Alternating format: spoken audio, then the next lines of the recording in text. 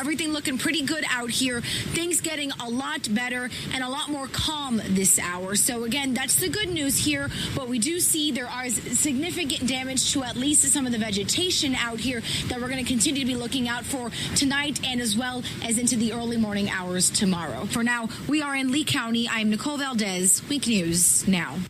And speaking of that concern of storm surge on Fort Myers Beach, let's get right over to Wink News reporter Chris Grisby, who is live there this morning. And Chris, what does it look like where you're at? Well, Mother Nature has definitely ran its course here on Fort Myers Beach. I just want you to take a look at this devastation. This is a down tree. There's actually two trees right next to each other. You can look at the base of the roots right now, and it's about 3 feet deep from where I'm standing right now. That's how deep these roots were embedded in, and all that power from Hurricane Irma just took over and brought this tree right down outside of our hotel, and luckily it did not hit this concrete structure. You can see these two trees to my right and left right back over here. And then I'm going to swing around and show you some of these cars because I know a lot of people had to evacuate the area but had to leave their cars. So I'm going to we're about 100 yards away from the beach right now. Most of these cars look pretty much intact right now, just a little bit of debris on them. And then I'm going to swing over here and walk down and show you this fence right now. It's completely down in one area. The winds are picking up. It is raining just a little bit. You can see part of that tree right over here that I was talking about that we were just standing at earlier. And then right over here, you can see this down fence line. This is part of a fence. So that's why officials are still asking people to stay inside, because if these wind gusts pick back up, this fence will lift again and it could just go flying. So we really don't want that to happen. We're going to go right back inside right after this live shot, but we just want to let you see what's going on here in Fort Myers Beach. You can see that the wind is picking up a little bit. It is starting to rain again. You can see down branches and tree line. But I'm going to go back underneath this awning just so we are back in safety conditions, just to talk about what we've been through for the past couple of hours. The power did go out around 4 o'clock last night. This hotel, fortunately, had a generator, so that's definitely good news. But it's only in the hotel lobby, so the management staff of this hotel has been running that generator power on and off for the past couple of hours. We haven't seen power since about 10 o'clock last night, so it's very difficult out here. So as far as brushing your teeth and getting ready, just a lot of people out here on Fort Myers Beach, they just don't have that. But luckily at the hotel we're staying at, there's just a couple media outlets and the hotel management staff, so pretty much everyone has evacuated that area, which is definitely good news. I'm going to send it right back over to you. All right, Chris, and your picture is actually better once you stay put there, so we appreciate that. Have you seen any signs of a rising storm surge anywhere, any rising water? Yeah, great question. We have not seen a surge of rising water in this area. Where I'm standing right now, you can look, we're on dry ground. We're about 50 yards away from the beach, so that's definitely a good thing. These cars right over here, about 50 yards away, so we haven't seen any water. There's just a pool about maybe 15 yards away from us right now, and that water is still located in that pool, which is definitely a good sign. How far are you from the shoreline? We're about 100 yards from the shoreline, just along the Diamond Head Beach Resort, so it's definitely good news that that water has not surged back over here yet. All right, Chris, we really appreciate it, and we're looking forward to more reports as you start to explore the island when the sun comes up, because that's really going to give us a better idea of what we're looking at here. And I want to bring in Wink News meteorologist Matt Devitt now, because obviously the big thing right now is the storm surge. Yeah. On Fort Myers Beach, at least where Chris is in front of the Diamond Head Beach Resort, he said he hasn't seen that much storm surge. Can that change, though? It could. Okay. It could. It's encouraging for right now, because I've been checking Facebook and Twitter, some of the emails coming in. We do have some nervous emails. They're saying a little bit of a water rise. Like, you know, is this come place? You know, I can imagine, because we just have a little creek back here, not something like. I know. You know, and I was shocked when I saw the little creek back here, not a. And now, but ocean, now we're completely. Now our entire lot is covered with water, and it happened in less than an hour. Right. Yeah. And when you see that, the first thing is to remain calm. Yeah. Okay. It's the projections do not have you with 5 to 10 feet of water, and it's not going to go above your head. Okay, so you will be fine. You will be fine. It's not going to be a life-threatening flooding situation, because if that were to occur, remember when we had the worst-case scenario graphics? Right. And the reason why I don't want to show that on air, because I don't want it to mislead you. Okay. Those graphics are not at least correlated. Remember when they made those predictions? Yes. They're not accurate right now. Okay, so they're a little dated, and it was right. back when it was a Category 3, Category 4, and it was, so I don't want to show that because it's going to give you the wrong message. It was worst case with that category. Right, So right. it was like one thing on top of the other. I like gotcha. nine times out of 10, it's not going to be like that. So I don't want you to be scared by all those scary graphics where it shows the water going miles and miles inland. I don't want to scare you, so I would rather not show you that, because it would be misleading. So I just want to get you the facts and be accurate, which is that we have about a 1 to 2 foot storm surge right now in Lee County. Just check the sensor. It's along the Caloosahatchee, and it's very accurate for the rest of Lee County. There could be a few areas, it could be a little bit higher. So in Lee County, let's say 1 to 2 possibility of a from the ground up water rise. That would be from saltwater flooding, not the freshwater flooding, which we've already had as is. If we were to play the hypothetical worst case 3, so let's say 1 to 2 feet, 1 to 2 feet above the ground of a possible storm surge if you live along a waterway, and that connects to the Gulf. Okay. So that includes the river, some of the streams, basically anything where we get the water from the Gulf and that Irma is pushing further inland. There could be, we'll say 1 to 2, worst case 3, but I would say 1 to 2. And the reason why I'm saying that is right now the sensor is at about 1.2 storm surge. So we have high tide coming up. So if we kind of bring that out, it could maybe approach 2. Okay. But I want to just cover the bases and just say, hey, maybe 3 with that worst case. So 1 to 2, maybe 3.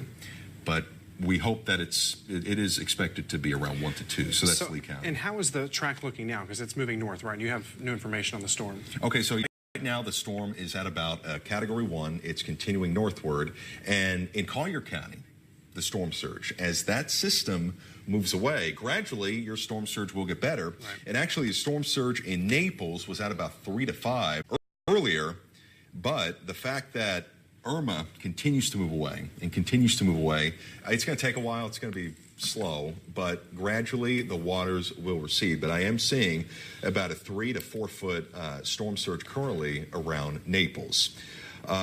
So we have a phone interview. We do have we a phone do. interview. And after that, we're going to talk about Charlotte County. So okay? we'll make Charlotte sure County. what I'm gathering from this discussion, Matt, is we're going to check back in with Chris a little bit later on and see, because he's on Fort Myers Beach, and there's a lot of questions about storm surge and what's it look like in my area. So we'll make sure we check back in with him. And we want to get you the most accurate information on that, so that we can have a peace of mind. You don't have to worry about it. But I know it's going to look scary, but the emergency management officials, would have told you that, it could be It would have been a dangerous situation. They would have told you. Right. All right, Matt, thank you very much. MB Brown is on the phone right now with us live. MB, can you hear us? Yes, I can. Well, good morning to you. I'm glad that you're safe. That's the best news for us that we can hear. Where are you from? I'm originally from LaBelle, but I'm right here. I've been in Fort Myers now about on and off 20 years. Okay. Okay, and I looking at the notes, one of our assignment desks talked to you, and they said, hey, this is the worst thing you've ever experienced. That's what you told them. Is that? Can you show us? And we're going to show some video that you took too. So kind of explain what you saw and what the experience was like for you. Okay, actually, right there is like right after the eye was like directly over us, and we decided to stay here, and it's about 4 or 5 of us in here. And the winds were sometimes 120 miles an hour, some 130. That's my car right there in the front, and it was flooded like maybe 2 feet, 3 feet at the most. It's some big trees that were down that's been here at least 30 years.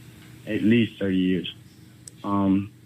It was very, very, very frightening. I had witnessed another hurricane in LaBelle where it was a Category 2, and this felt like a 5, and it was a 3, but it felt like a 5. But we survived, and the house stayed intact. Nothing came loose. I hadn't have a chance to go around the neighborhood to see anything, but that's as far as I went right there.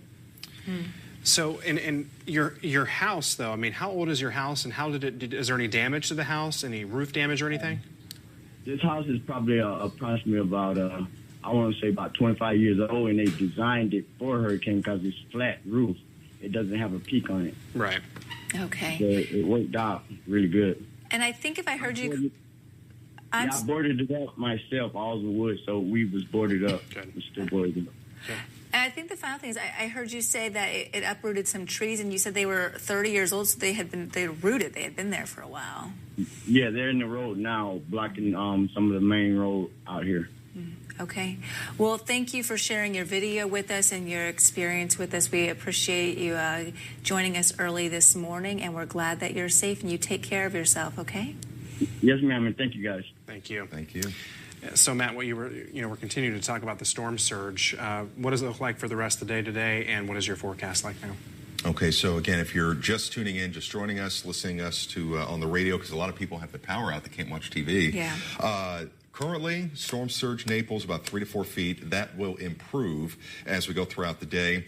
We're approaching high tide in Fort Myers. Right now, the sensor is about 1.2 feet of storm surge, which is going to be from the ground up.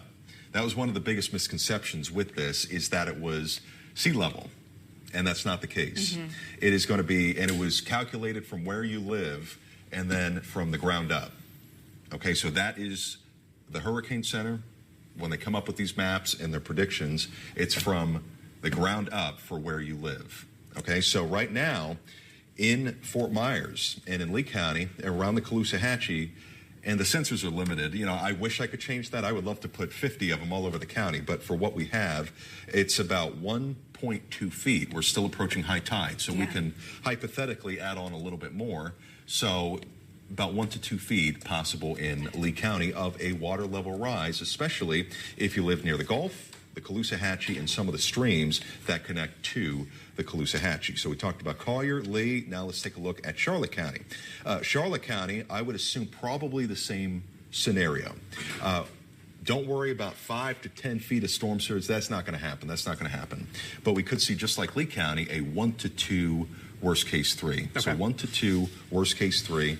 And so it's 4:50 right now. The high tide for Charlotte Harbor is going to be at 6:30. As we hit high tide, you would have obviously a greater likelihood of a water rise, and the storm surge could hit, again, 1 to 2. I'm playing just to keep you safe. Again, the chances are low for this, but 1 to 2, 3 is going to be the upper end. So that is what, we are projecting for this morning. I don't want it to scare you. I know it's going to look unusual because you normally don't see that. It's Irma producing this situation, but as we go throughout the day, as Irma moves away, the wind's lower, that's less force to shove that water from the Gulf in. And so as we hit this afternoon and this evening, and especially tomorrow, storm surge is going to become less and less and less of an issue. Okay. All right, Matt, thank you. And for constant updates on Hurricane Irma, head to our website, wakenews.com. Of course, our timestamp story includes the latest forecast and updated advisory information at the top of our homepage. You can also find an updated list of hurricane shelters, which really at this point, we don't really, you're not looking for that information anymore. But there's some good, helpful tips for you, and we'll make sure we update what's on there. One of the things I think we should definitely update is what to do as you're heading back home, some helpful tips. So we're talking with our social desk and making sure that they do that. Let's go ahead. One big thing that a lot of us are talking about are the problems that are going to be out on the roadways. And Wink News reporter Jessica Alpern went out in downtown Fort Myers to give us a better look at what's going on down there. Well, right now I'm standing in the middle of a huge tree that has made this portion of 2nd Street in the downtown Fort Myers area completely impassable. I'm going to have my photographer step back so he can show you the magnitude of this tree. It is blocking the entire portion of this road. Again, I'm on 2nd just as you approach Park Avenue, and this is, if you're familiar with the downtown Fort Myers area, very close to the 41 bridge. Take a look. This is a tree that was once standing on this side near all of the houses trees to the left of me on 2nd Street. And this is just part of this morning as we've been driving through the downtown area, part of what Hurricane Irma has left for people living here to deal with. You can just imagine. It's a good thing we didn't have anybody on the roads at this time. It's a good thing that everybody adhered to either those mandatory evacuations or, as we told you, to stay inside, because this is not something we would have wanted anybody to be in the presence of when it came down. This is a huge tree, and again, as of right now, completely blocking this portion of 2nd Street. Now, as I've been driving up and down the downtown area, we've seen a couple of emergency crews out already. They're actually dealing with a downed power line not far from where I'm standing right now. That's on Palm Beach as you approach the 41 bridge. So I saw emergency crews, again, just maybe a block from where I'm standing right now. They're already dealing with that. We saw them passing up and down this area, so we'll try and flag them down and make sure that they know about this as well. But you know, it's still really not a good idea to get on the roads at this time, even though the hurricane has passed, because as you can see, you're going to be encountering a lot of dangerous situations like this, as well as that downed power line that I mentioned not far from where I'm standing. We'll keep an eye on things for you, and of course, if you have any photos, anything that you have seen that you can report to us, anything that you think people need to know about things like this that may have been left from Hurricane Irma, we urge you to share those with us on our Wink News Facebook page. In Fort Myers, Jessica Alpern, Wink News Now. All right, and many of you have sent us a video that what you saw yesterday when Hurricane Irma hit. And it's really been so helpful because you have helped us realize what's going on. Wink News anchor Brittany McDonald has been going through all the photos and videos you've sent in. Brittany, what are some of the ones that you found? Really amazing stuff. This video, to begin with, is from Lee Memorial in Fort Myers, and you can see what looks like a chunk just fly off the roof and end up next to these vehicles here. Play it again. Look at that. And when it hits the ground next to the vehicle, you can see just how big it is. And it's just amazing to look at that. Sundance Apartments is the next video in Fort Myers. This is on East Mall Drive between Fowler Street and Solomon Boulevard. You can see a flash at the top right part of the video, and it looks like that's a transformer blowing. Let's see if it plays again here. Yep, there it is. You can kind of, I can hear people yelling in the background a little bit there. And this is what's really dangerous, is transformers blowing and all of that. Yeah, this one, catfish. Just swimming down the street from a Marco Island viewer. So thanks for sending this in. It looks like it's during the eye. So that's usually when things are a little bit calmer out there. We were in the wall here for a little while, and that's when it gets really windy and rainy and flooded. And so during a calmer time, it looks like this is when the fish were just swimming down Marco Island. I've been seeing this going all across social media, and it's just swimming down the street there. Just amazing stuff. Let's take a look at this next video. This is on Calusa Trace Circle, San Carlos Park, from Madeline Summa. So thanks for sending this in. But you can see, well, let's see. Let's try to make this out here for a second. Just completely flooded streets right here. So this shows you the amount of rain that we got. And this is just amazing stuff. We're going to be seeing this continuing here today. And it looks like she's actually in the car there. So definitely not the safest thing. We don't recommend that at this time. Take a look at this video. Significant damage in Gateway. The lanai collapsed completely and caved in. And a lot of people, obviously, here in Florida have lanais, so they're going to be coming home, unfortunately, this morning to probably similar scenes here where it just crumples and breaks and it falls right on top of these pools right here. About 7:20 last night, Emerald Cove in Cape Coral, Jeff Zatt sent this in, where you can see that the winds at that point were really picking up and serious flooding was happening. And so we're going to be seeing this a lot in neighborhoods, especially as the sun rises. We're hitting up all of these neighborhoods to try to give you a better idea of if you're going to be going home to some of this flooding. Fortunately, it looks like it didn't make its way up to some of these homes, but a lot of the roads are not going to be passable for quite some time, it looks like. The next video here is from Jessica Perry in LaBelle, where you can see that trees are down and snapped completely in half. And as we go throughout this morning, we have reporters out in the field. That's what we're seeing a lot of, is downed trees. And fortunately, you know, if that's the biggest thing we're going to see, and maybe some flooded roads, that's a win, because we haven't really gotten any reports of injuries and no fatalities. So that's really been great. Downed trees are pretty typical in storms, so I think we can manage to hopefully clean those up as long as there's not too much. So we're going to be seeing a lot more of this here this morning. There's some pictures here from Fort Myers Estates. It looks like a tree is actually in the living room. It almost looks like it was growing from the ground, but you can see it came right down from the ceiling. I can't imagine if I was there just, you know, actually hearing the crashing down from the ceiling. I don't know how they're going to clean that up, but hopefully there's not too much of that going around. Just really amazing to see that image right there. Let's take a look at this next video. 3000 block of North Key Drive in North Fort Myers at about 7 p.m. So you can see a lot of these images are coming in from last night about 6 and 7 o'clock. This is from Kevin Cloutier. You can see the water churning with the wind. It looks like a separate hurricane almost at that point. So you definitely did not want to be near this. This next video here is a time lapse of Irma in Buckingham. This is from Morgan Race. And you can see just how windy it is. The trees are just flapping around. The rain is flying in this direction. And this time lapse really gives you an idea of how quickly, you know, it came in, how hard it was going. The rain, the wind was just so powerful and so strong. And you can see that it's been causing a lot of damage. And as we continue to report throughout the morning, there's probably going to be more and more, especially as the sun rises. Back to you guys. All right, Brittany, thank you very much. We have to say congratulations. Take a look. I think we've got some video, maybe.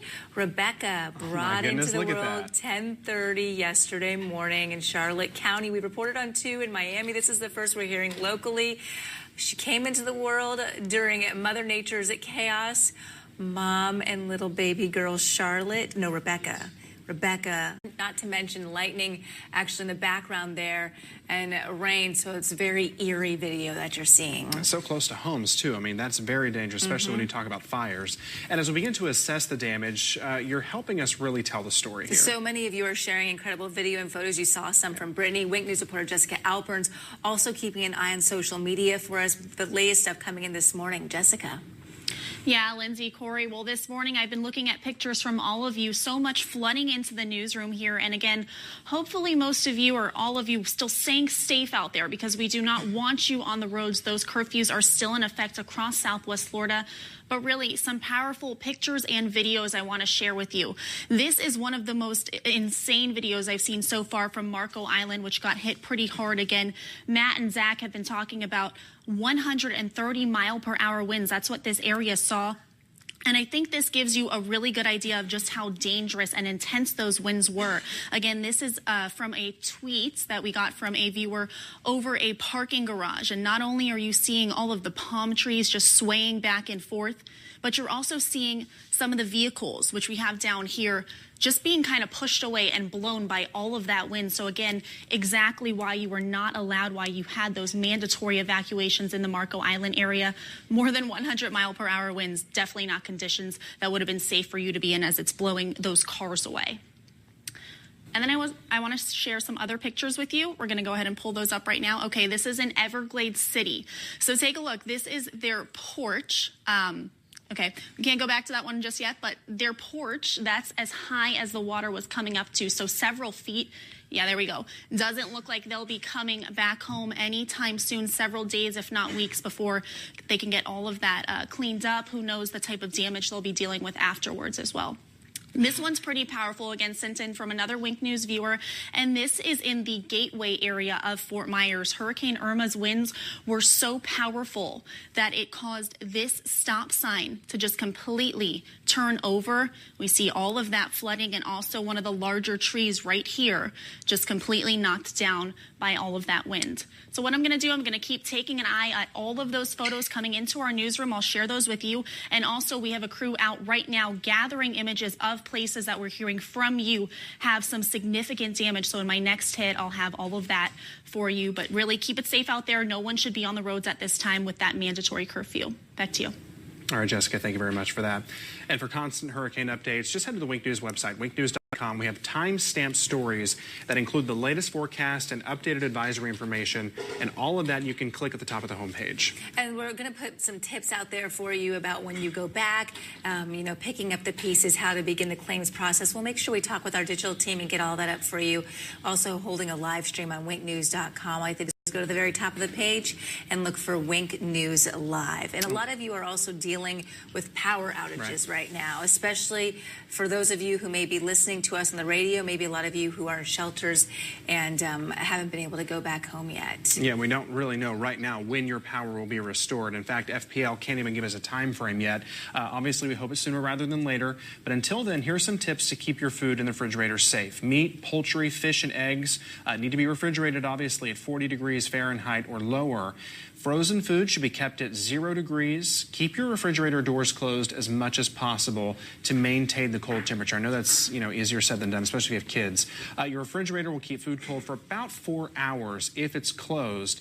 Now, in your freezer, if that door remains closed, it'll keep frozen food frozen for about 48 hours if your freezer is full and 24 hours if your freezer is half full. Also, what do you do when you evacuate because of Irma and can't go to church?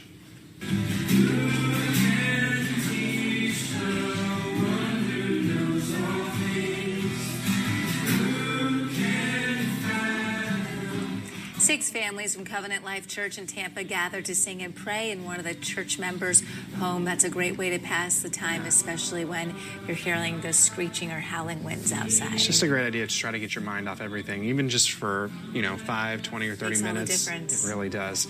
Time right now is 5 on your Monday morning. Let's get right over to Wink News meteorologist Zach Malak for a full check of the weather. Zach. Yeah, Corey and Lindsay is seeing the 5 a.m. update on Hurricane Irma. Still one storm, but still weakening. Current wind speed 75 miles per hour, moving north-northwest 18 miles per hour. So it is picking up speed. It is losing strength. It is losing intensity. So the pressure is continuing to creep up, and it is getting closer to this area of low pressure and this higher shear environment, allowing the storm to really dissipate. So we saw the strongest of what Irma was across our area compared to the rest of the state, and that is good news. Tampa northward just becoming a tropical storm as it approaches the Tallahassee area, as well as moving off towards the northwest. Now, this is still important, the track of Irma, because we have many friends, family members, loved ones who did evacuate to the north, maybe across the peninsula of Florida, maybe across Georgia, even Alabama. And so we will have to watch Irma still until it gets away from the southeastern United States. Then we can finally reassess and have turn safely down to southwest Florida. And really it comes at some good news, because we could clear all the streets of all the debris that Irma definitely tossed around our area through the day and afternoon yesterday. Let's go hour by hour and looking at Doppler radar, I should say, a 1 hour time lapse showing some light rain really pushing through portions of Lee County. Some light to moderate rain embedded within these little just isolated areas and little isolated pockets of rain from Port Charlotte, the Cape Hayes Peninsula, even closer to Punta Gorda, I-75 and US 41, even really across US 17 through Arcadia, seeing a lot of this rain shower activity continue to push in. So we will see some light rain throughout the morning, afternoon, and also evening throughout our area. Again, something we'll continue to track, because as you finally get home, look at your property, maybe have to put some tarps on the roofs because of all the wind damage. And so we will continue to show you radar and where everything is, because you may have to go out there, patch a few things before more rain moves down and causes more damage for your house. But overall, Arcadia seeing some light rain push off towards from the southwest towards the northeast, seeing more now again move across US 17. State Road 70, Lake Placid, Sebring, there they are, and seeing some drier conditions, but a small shower about to pass just towards the south of Lake Placid. Moorhaven, Clewiston, dry. LaBelle, Immokalee, Bonita Springs, start to see a few showers approach their areas within the next 15 minutes or so. Downtown Fort Myers, dry and westward. So Pine Island, Sanibel, Captiva, Matlacha, Cape Coral, Iona, the Villas, South Fort Myers, all staying on the dry side for the time being. Some more of these smaller showers will pop up, though, again through the morning and early afternoon. Bonita Springs, Naples seeing some drier conditions south of Bonita Springs, but Bonita Springs seeing just a light to moderate shower right now, and that will also continue. All right, many of our sensors now offline, but still seeing a reported wind sustained at 36 miles per hour in Punta Gorda. So even though it does stay calm all the way around it, I'm thinking that there is still a good sustained wind from Punta Gorda through Port Charlotte through Arcadia and even Sebring Lake Placid. So if you are watching, maybe you could just message on our live Facebook stream. If you're listening and you hear the wind outside, you live in our northern counties, maybe you could just hop on our live Facebook stream on the Wink News Facebook page. And you could also just type in there and see if you have any of those wind speeds and if it is consistent, because many of our sensors have been blown offline by many of these gusts that we had to come through earlier when Irma really moved through. Still seeing a wind gust at 44 miles per hour at that one and only sensor that is still reporting. But still, we show you that one sensor because it is still respective of the area surrounding it. Now, we can't actually say the entire area, but at least we can say at least Port Charlotte, Cape Hayes Peninsula, possibly Punta Gorda itself, seeing wind speeds close to those wind speeds from that one sensor we still have online. Speaking of the wind, we had some impressive wind gusts in Naples, 142 mile per hour wind gust earlier today along that eye wall. Marco Island 130, Lely 122, and we continue to see really a lot of wind gusts reported from Bonita Springs through Southwest Florida International Airport, RSW, Arcadia, Sanibel, and Punta Gorda. So we are going to really have the wind speeds die down as we go throughout the day today. By the afternoon and evening, starting to hear a lot less of those howls, which is good news because I was talking to a few of our production staff, even Corey and Lindsay themselves, and just saying I wouldn't mind not hearing howls like that for a very long time. You think at first, okay, it's picking up, it sounds a little cool, something new I'd never heard before, and then after an hour and a half of being in the eye wall, pretty much I'm okay with not hearing this stuff for quite some time. I'm sure you are as well. But overall, continuing to see the isolated shower and scattered shower through the forecast through the afternoon and even evening, 8, 9 a.m. So we will continue to see those showers throughout the afternoon, evening. As I mentioned, if you are going to be at home trying to put some tarps on your roofs, if you do have any minor roof damage, hopefully it is just minor. So you can just put a tarp on it and get it prepared, get it really fixed as soon as possible. But overall, not much rain, though, expected today, unlike what we saw yesterday. So it's great news to get some cleaning done around the house and really start to get back to normal across our area. We'll see isolated showers in the forecast for Tuesday, more scattered showers Wednesday, Thursday, but a closer look at today's forecast, highs back in the mid to upper 80s. We actually had a low temperature recorded yesterday, 69 degrees.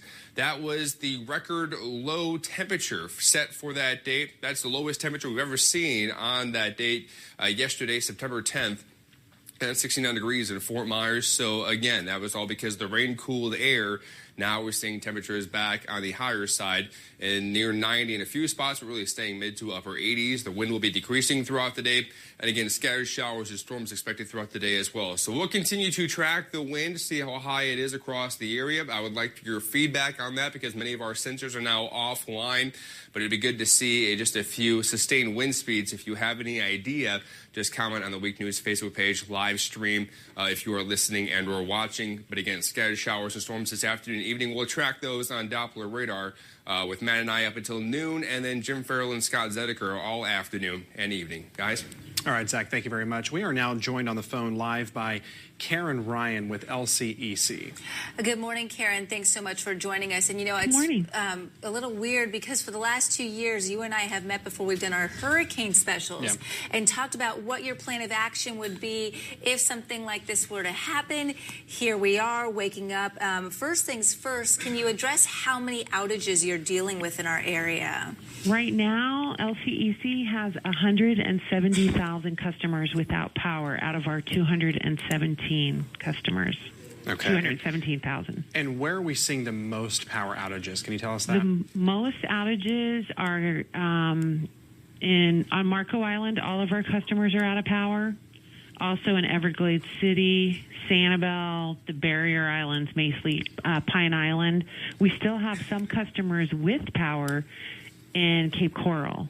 Okay. And a few in North Fort Myers, but Lehigh Acres is also all out of power. Okay. Karen, can you hold on for a second? Producers in the back, can you guys refresh that page? I'm not sure that's the most up-to-date It looks like the old outage the map. old Yeah, there. so let's take that off and try to refresh it. So, Karen, we were hoping to get the outage map up, but in the meantime, you brought up the outages, mostly Marco Island and Everglades, 107,000 out of 217,000. So what's next? What's the plan for today? Well, as soon as the bridges are all open and we're able to safely get out on the road, we'll start assessing the damage. And what we do then is we go throughout our entire service territory. We're hoping to go up in a helicopter also and inspect the damage and see what needs to be fixed. That way we can prioritize our efforts. As soon as we are able to get that information, crews will put boots on the ground and start re-energizing. What they will work on first is essential services, so hospitals, shelters, communication centers, law enforcement. Once those are restored, then they start working on the main lines, the main circuits, and those will hopefully get some of the businesses up and running so that they can start to help people also. Then they will focus on neighborhoods. And last is services where there's maybe one person out of power in an isolated area. Okay. So here's the $1 million question everybody's going to want to know is, when will I have my power back on? I've been on social media answering that question, trying to answer that question. Right now, it's too early to determine because we have to assess the damage. So we don't know how much damage is out there. And sometimes it might be a quick repair, but sometimes it might be an extensive repair. So there's really no way of knowing when right now at this point. Once we get out there and assess it, we'll be able to at least give better answers in terms of days, 4 days or 5 days, maybe even 2 days. And so really, I mean, I hear that you're not saying hours, right? Because people need to mentally prepare themselves that this is a multi-day event, right?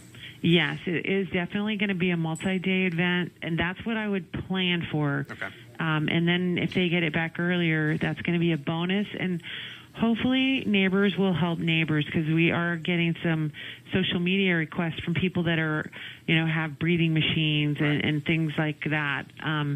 So Neighbor with Power, reach out and offer to help somebody who really, really does depend on power for life support. Karen, the other question I wanted to ask you this morning, because we've gotten this a few times, people who are looking out their windows and see downed power poles or lines, or if they leave for after curfew ends soon, in about 45 minutes for some counties, and they want to report it, should they report it to you guys, or who should they be calling? They can report it to LCEC on our website, which is lcec.net, report a downed power line. And if they think that it is sparking and there's a potential to cause a fire, they should definitely call 911 and report that, because that'll also be a fast track into here. We ask that people don't call to report an outage right now, because we know everybody's out. Okay. When we're assessing the damage, we will also see those down power lines, but it doesn't hurt them to call and report them too. Okay, but only 911 if you believe it's a live wire, not for every downed. Correct. Okay. But everybody should treat the lines like they are alive. Okay. And, please wait till it's light to be out there, because actually I'm in a building with hurricane shutters. Maybe it is light out there already. But we are too. We don't. But wait till it's light, because if there is an energized line and it is touching water, that water will become energized too. So people just need to be very, very cautious when they're walking around. Okay. Karen Ryan with LCEC. Karen, thank you so much for taking the time to speak with us this morning. You guys have a lot of work ahead of you, so I won't take many more of your time, but thank you for what you guys are doing so far. Thank you for what you're doing too. Sure. And Lee County Utilities says due to power outages, water treatment plants will be operating under limited conditions. Water pressures, of course, will be reduced. Also because of the power outages, the lift stations used to convey sewage to wastewater treatment plants may not work properly since we have only limited operations. So what this means for you, too much toilet flushing, too much water going down, drains in the sink, that can cause overflow and even back up into your home. So we really want to be cautious about how much water we're using right now. Use it sparingly. Yeah. All right, and Irma impacted CenturyLink voice and 911 services in the Golden Gate area, and that means in the coming days, many of you will not be able to use your landline telephones to call 911. You are encouraged to use your cell phone to dial 911, or when it's safe to do so, drive to the nearest fire station if it's an emergency. As soon as it's safe, technicians say they will go out there and restore service. And like we were just talking about, a lot of you dealing with power outages. I believe the latest numbers that we're seeing is almost like 3.5 million homes throughout our state without power. Week News spoke with FPL representatives Peter Robbins about what to really expect of their response teams after the storm comes through. We have got 16,000 people ready to respond to this storm, and they are from all over the United States and Canada.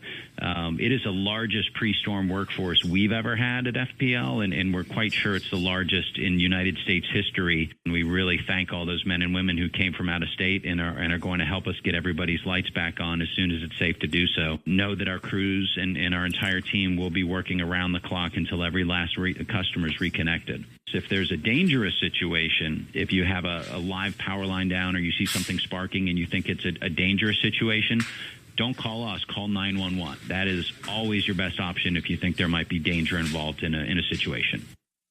And FPL has told us that they feel like they've prepared for this storm unlike, anything they've ever done before. And so that's some comforting news. But right now, here are the live numbers from FPL. If you're an FPL customer listening and you're without power, total customers without power in Collier County, 200,620.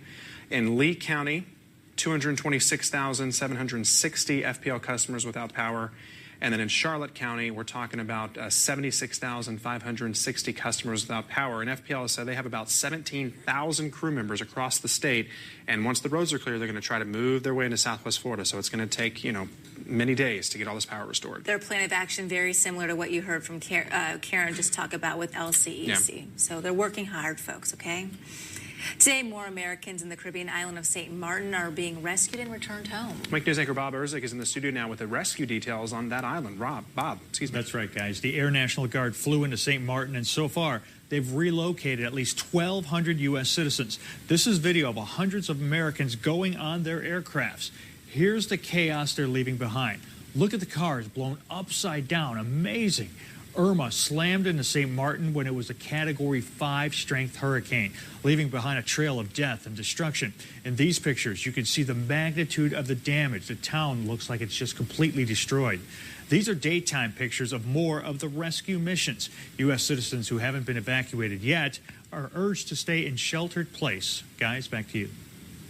All right, Bob, it's really incredible to see those images that they're loading these people up in those massive planes. It's really something to see. Yes, it is. Well, the U.S. Coast Guard arrived in St. Thomas, and the first major assistance to the Virgin Islands really since Hurricane Irma roared through last week. Now, take a look. This is the area hardest hit by this massive storm.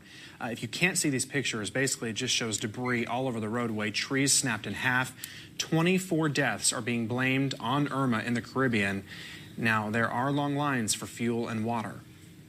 Stocked up on the food before we got the hurricane, but water, we've pretty much gone through what water we had stockpiled for like showering and stuff like that. So my landlord turned the generator on so we could get water pumped out of the cistern, and we filled everything, every bucket, every tub, everything we could. So we're just waiting on gas now. So how making line for 2-3 hours to get some water because the city don't get water, they don't get nothing for the city, nothing, no food, no water, everything is closed. Now, there are reports of violence this morning. Armed groups steal what little food is left. On some of the Virgin Islands, 90% of all buildings were destroyed, and that's, I said, 90%. It's really unthinkable, the destruction there.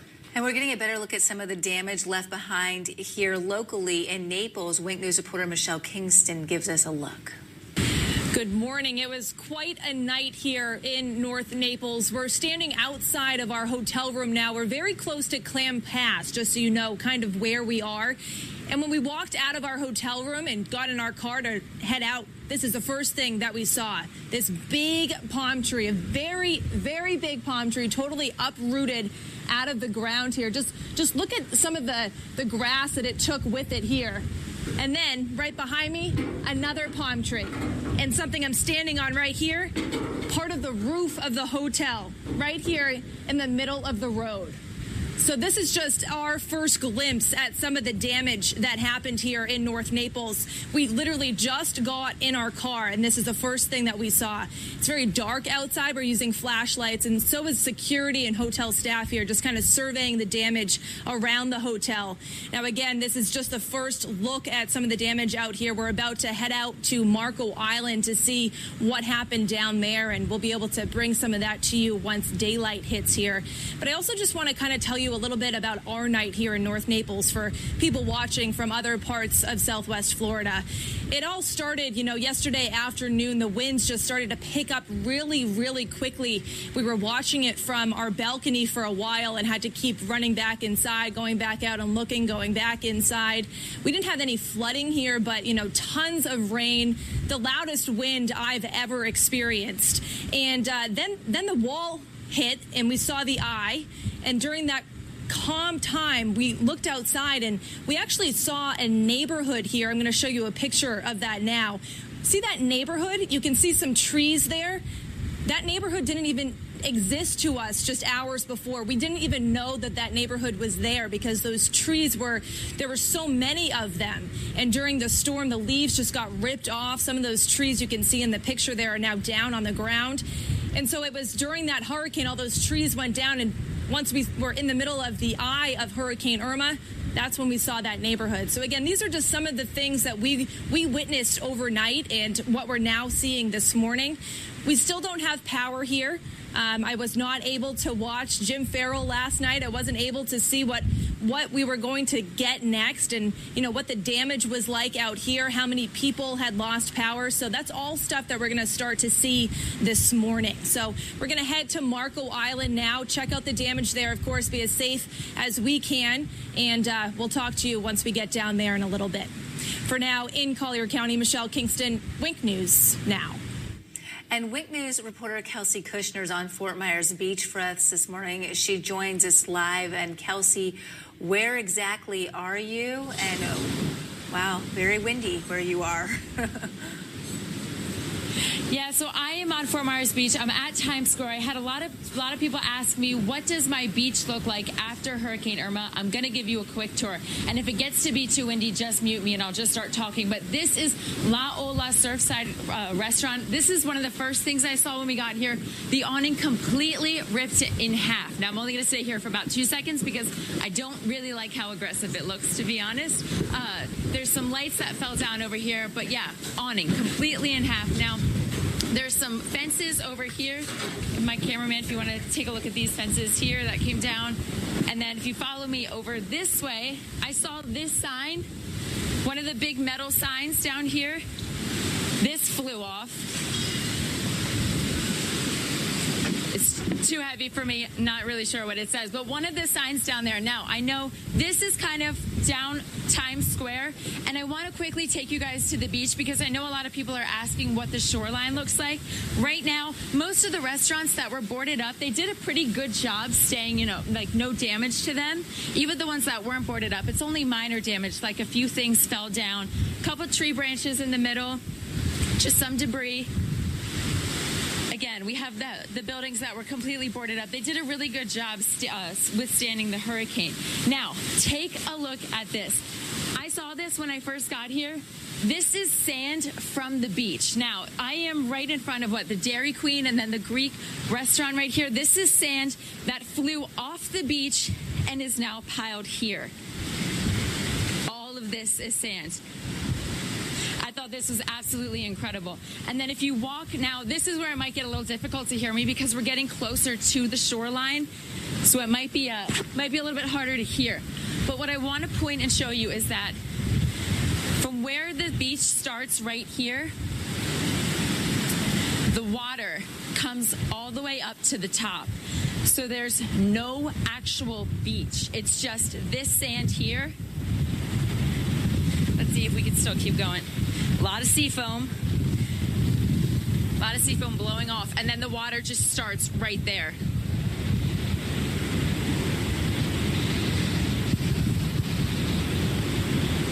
I'm really hoping that you guys can see this because it's incredible. Yesterday, we didn't even see that much water on the beach. It was actually really receding. It was almost like Irma was sucking the water out. Now it's spitting it all back. So, Kelsey, I just want to... Well, first of all, are you safe, Kelsey? Can we do some Q&As where you are? Are you okay? Oh yeah, no, it's definitely, it's okay. just it's a little windy out here, but yeah, no, we're fine. I trust me, I would not be standing out here. Right. This is my first hurricane. I would not be standing out here if I did not feel safe at all. Okay. Believe me. But I definitely just wanted to check the beach for you guys because I know I had a lot of people asking me, what does my beach look like? They were really concerned that what they saw before Hurricane Irma came would be the last time that they ever saw Fort Myers Beach the same. So. Yeah, because Kelsey, you know as well as I do. I mean, if you go out there on Fort Myers Beach down the ramp there, I mean, you have a pretty good amount of beach before you hit the water. Yeah, can your photographer turn around again, take the time, because this is our first real glimpse there. And also, while he's doing that, slowly describe what you're seeing, because a lot of people are listening to us on radio and they can't see it. So try to do that for us one more time so we can really get a good look, because it's hard, it's very dark. Right, so I'll try to show you guys one more time, but yeah, so when you're on the beach, you get like a couple steps, you have time to like put your chair up, maybe lay out, put an umbrella up, do whatever you want. But when you get to the end of the steps right here, it says that the water comes all the way up. So there is no sand. I mean, there's sand, but I mean, unless you put your chair right here, you're not really going to have any chance to really lay out on the beach because the water just comes all the way up to the top. Incredible. Which I remember this was actually boarded off yesterday, and it's only half of a board now. So now, Kelsey, I'm hoping you've been out there on the beach for a while. Any indication that water is coming closer to Times Square and the buildings? It's not moving any closer. I was outside our hotel and I saw this one dock.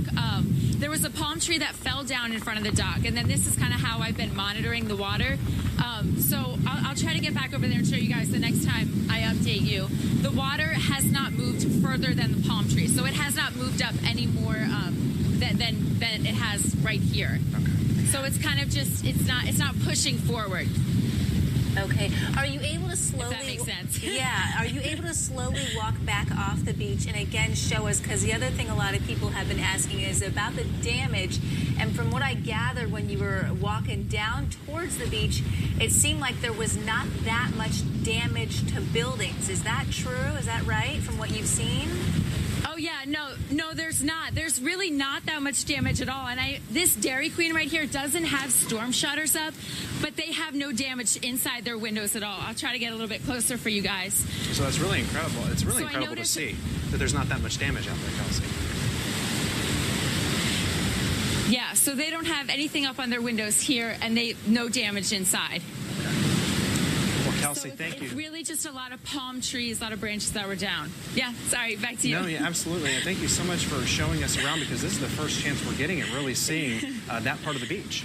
Yeah, and I know it's very windy there, so you're dealing with a lot of conditions, but just from your demeanor, it seems like it's a little bit hopeful too. So thank you so much. We appreciate it. We will definitely want to be checking back in with you again very shortly, because again, that's our first real look. But for those of you who may be listening over radio and couldn't see everything that she was showing us, she started in Times Square, and there was a lot of wind damage around that area. But and there was a massive sign that was bigger than her. She's a petite lady, but she was bigger than her too, and she couldn't even lift it up. And then as she was walking down towards the beach, we couldn't see from her live shot much damage to actual buildings. So and that's the positive part. But you saw the water on shore very close. So we're going to continue to monitor that. Meanwhile, John Treeweiler is taking stock of the damage in the southwest part of Cape Coral. John. Well, good morning. Good to be with you. I want to show you some of the power of Irma last night. Take a look at this neighborhood we are. This is the arm that controls this automatic gate right here. Completely ripped off of it. This metal arm ripped off of this metal gate. Now disabled. Actually, it's hung up in the electric cord, it looks like, that would operate the gate. Still raining out here. Still heavy wind gusts. But the portions of Cape Coral, southwest Cape Coral, we've seen this morning, major trees uprooted in people's front yards, across roads, making them impassable, laying on power lines, taking power lines down. We've seen the roof blown off of a building at the Quality Automotive Center off of Cape Coral Parkway. The good news is that police and utility workers are out and about this morning. They're patrolling. They're looking for signs and to get an assessment of their initial first sites of damage. And they're also checking on the city, making sure everything is okay. The majority of the damage we are seeing, though, is not to houses, is not to buildings. It is mainly large uprooted trees. It is palm fronds and palm trees that are now bare. Palm fronds litter most of the roadways here in Cape Coral, and there are still heavy wind gusts. So the big reminder is, do not go out and about this morning to take a look at damage. Wait for first responders and emergency managers to give you the all clear, because we are still experiencing some pretty heavy wind gusts at times, and anything that may have been knocked loose by the heavier winds last night could be picked up and finalized this morning by some of these heavy wind gusts and knocked over. It could hit you. It could knock down a power line, so do not come out until it is still safe. A lot of southwest Cape Coral and Cape Coral is still without power this morning. We'll keep you updated throughout the day. For now, I'm John Treeweiler in Cape Coral. Wink News Now. All right, and let's take a look at some of the videos and pictures that you've been sending into the newsroom. Yeah, let's take a look at some of those now. This was, I believe, what is this? Is this Billy's Creek? Yeah, because yes, there's our this is satellite right outside the station. there. Yeah, this is actually a It's Billy's hard to Creek. tell because It is. It's hard to come tell. on, you spent every hour here. You can't tell. I should know what I'm looking at here because I drive by this every single day. But yeah, that's Billy's Creek, right near downtown Fort Myers, right there our satellite dishes. You've probably seen it driving, on Palm Beach Boulevard. That water is coming now into our parking lot, basically. It is coming to our parking lot, and it continues to rise every hour. So we're seeing that just right outside our station. And we also have some video of, I believe, trees and power lines down. This is all over Riverside Park in Fort Myers on the edge of the Caloosahatchee right there, and you can see some of the damage. Yeah. And Dean Park in Fort Myers, I know it's very dark. Take a close look. We're waiting now for the sun to rise, but there is a lot of water on the roadways, obviously a lot of palm fronds on the roadways and debris. So this is what you really have to watch out for, when we can get out and start driving. As we begin to assess the damage, you're really helping us tell the story, though. And we appreciate you sharing your incredible videos and photos. Please continue to do so. Wink News reporter Jessica Alpern is keeping an eye on all those videos that you're sending in. Yeah, and these actually come to us, the ones I'm about to show you, from a Cape Coral viewer, Ted Tanacha. Thanks so much for sending these in.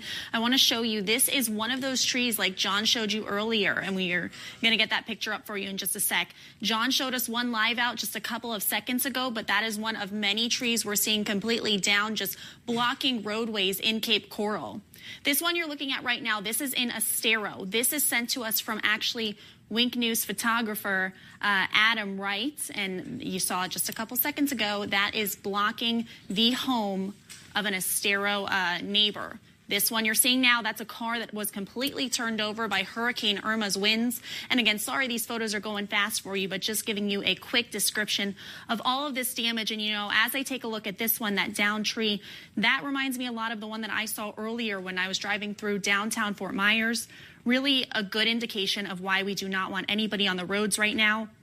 If you see something like this, there are a lot of numbers you can call. Most counties, it's going to be 211. You don't want to be out on the roads right now. It's really too dangerous to be out there. That is why that mandatory curfew is in effect. But again, just a couple of pictures coming into the Wink newsroom that I wanted to share with you. Back to you guys. All right, Jessica, thank you. And that curfew ends at 6 o'clock for all counties but Lee County. Then it's 7 a.m. And just a reminder for everybody, at least as advised from the last meeting that we were getting last night, because now we're into the morning. Yes, we're into the morning. I don't even know anymore, so you're good. It's going to continue. It's going to be a daily curfew until we're told otherwise. So just and they be are aware of enforcing that. it. So if you're caught outside within the curfew, it's a misdemeanor. So they're taking it very seriously. And, let's be honest, it's for your safety. You don't need to be outside walking around in the dark because the down power lines could be there, trees. You could really hurt yourself and your children, especially if they're out.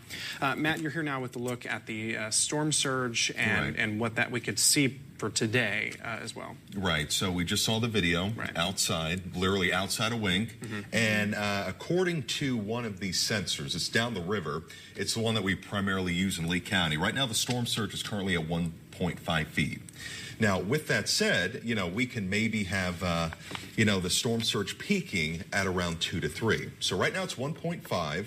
The high tide is at 7:30, so around an hour and 45 minutes away. And again, this is just a look at some of the generic video that we've had so far with Irma. And the impacts range from flooding just from the rain, the flooding from the surge, also the high winds, and more than likely, what you're seeing right there, that is going to be the flooding from the rainwater. So again, those are all the videos, the pictures that we have coming in.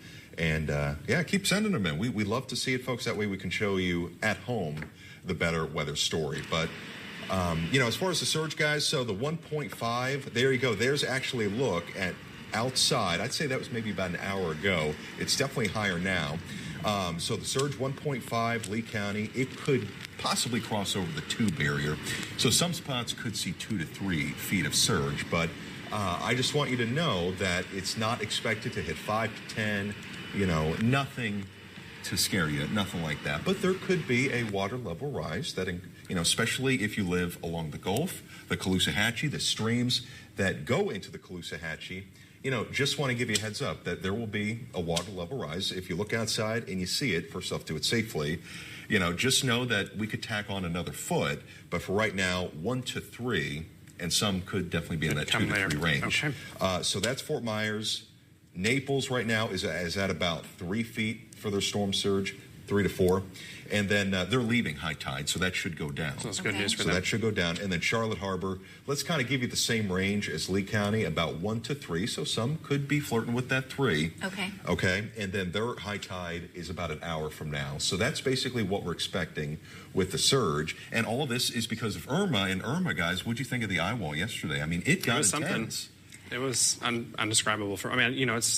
I've been through hurricanes before, but this one tops the cake. This was it was unlike an experience I've ever had, and all I kept thinking about was where we are. We had the hurricane impact. Our building's very secure. I kept thinking about I have family and other all of you who were sheltering in homes, and maybe there was aluminum shutters, and just how much different the wind was. For me, fortunately, it was more just awe.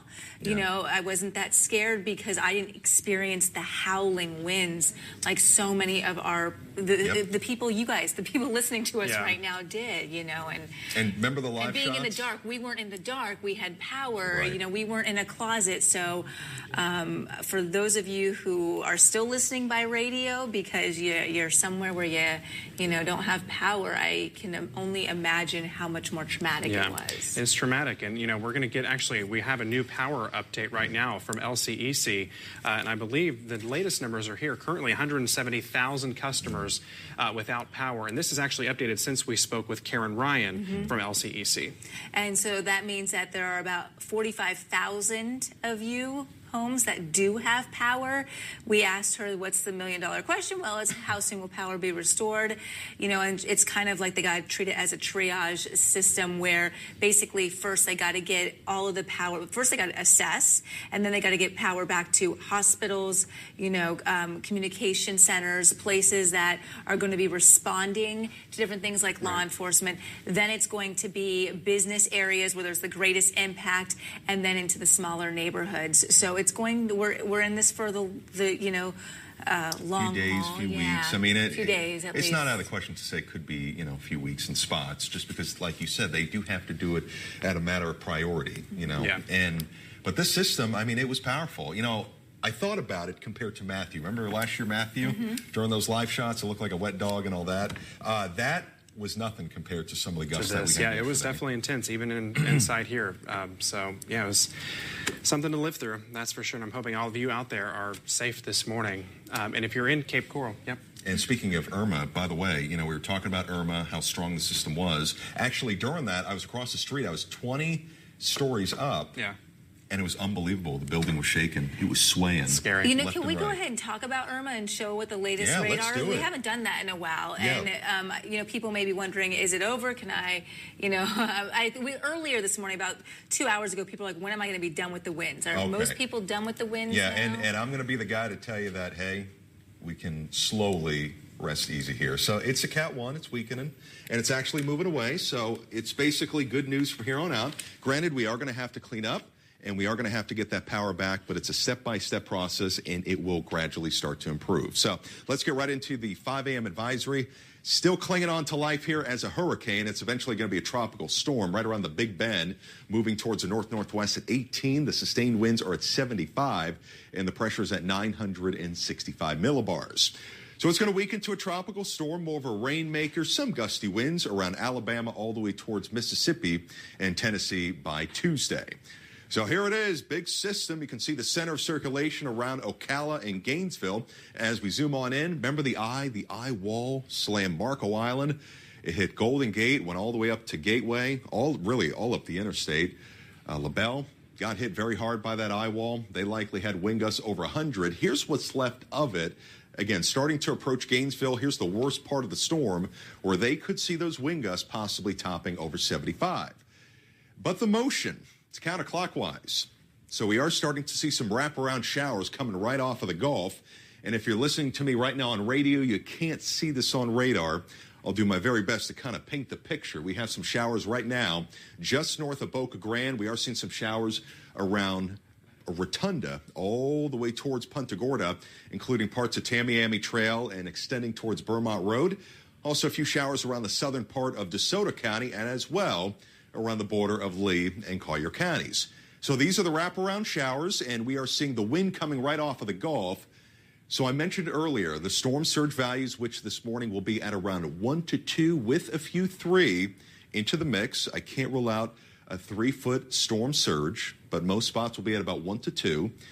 In the Keys, during the worst part of the storm, they actually hit about 10 to 14 feet. So there's this one key, and it's called Cujo Key, 10 to 14-foot storm surge. And look at this picture. So when you look at it, you're probably like, what is going on here? So this is basically, you have a home, and it's up propped up.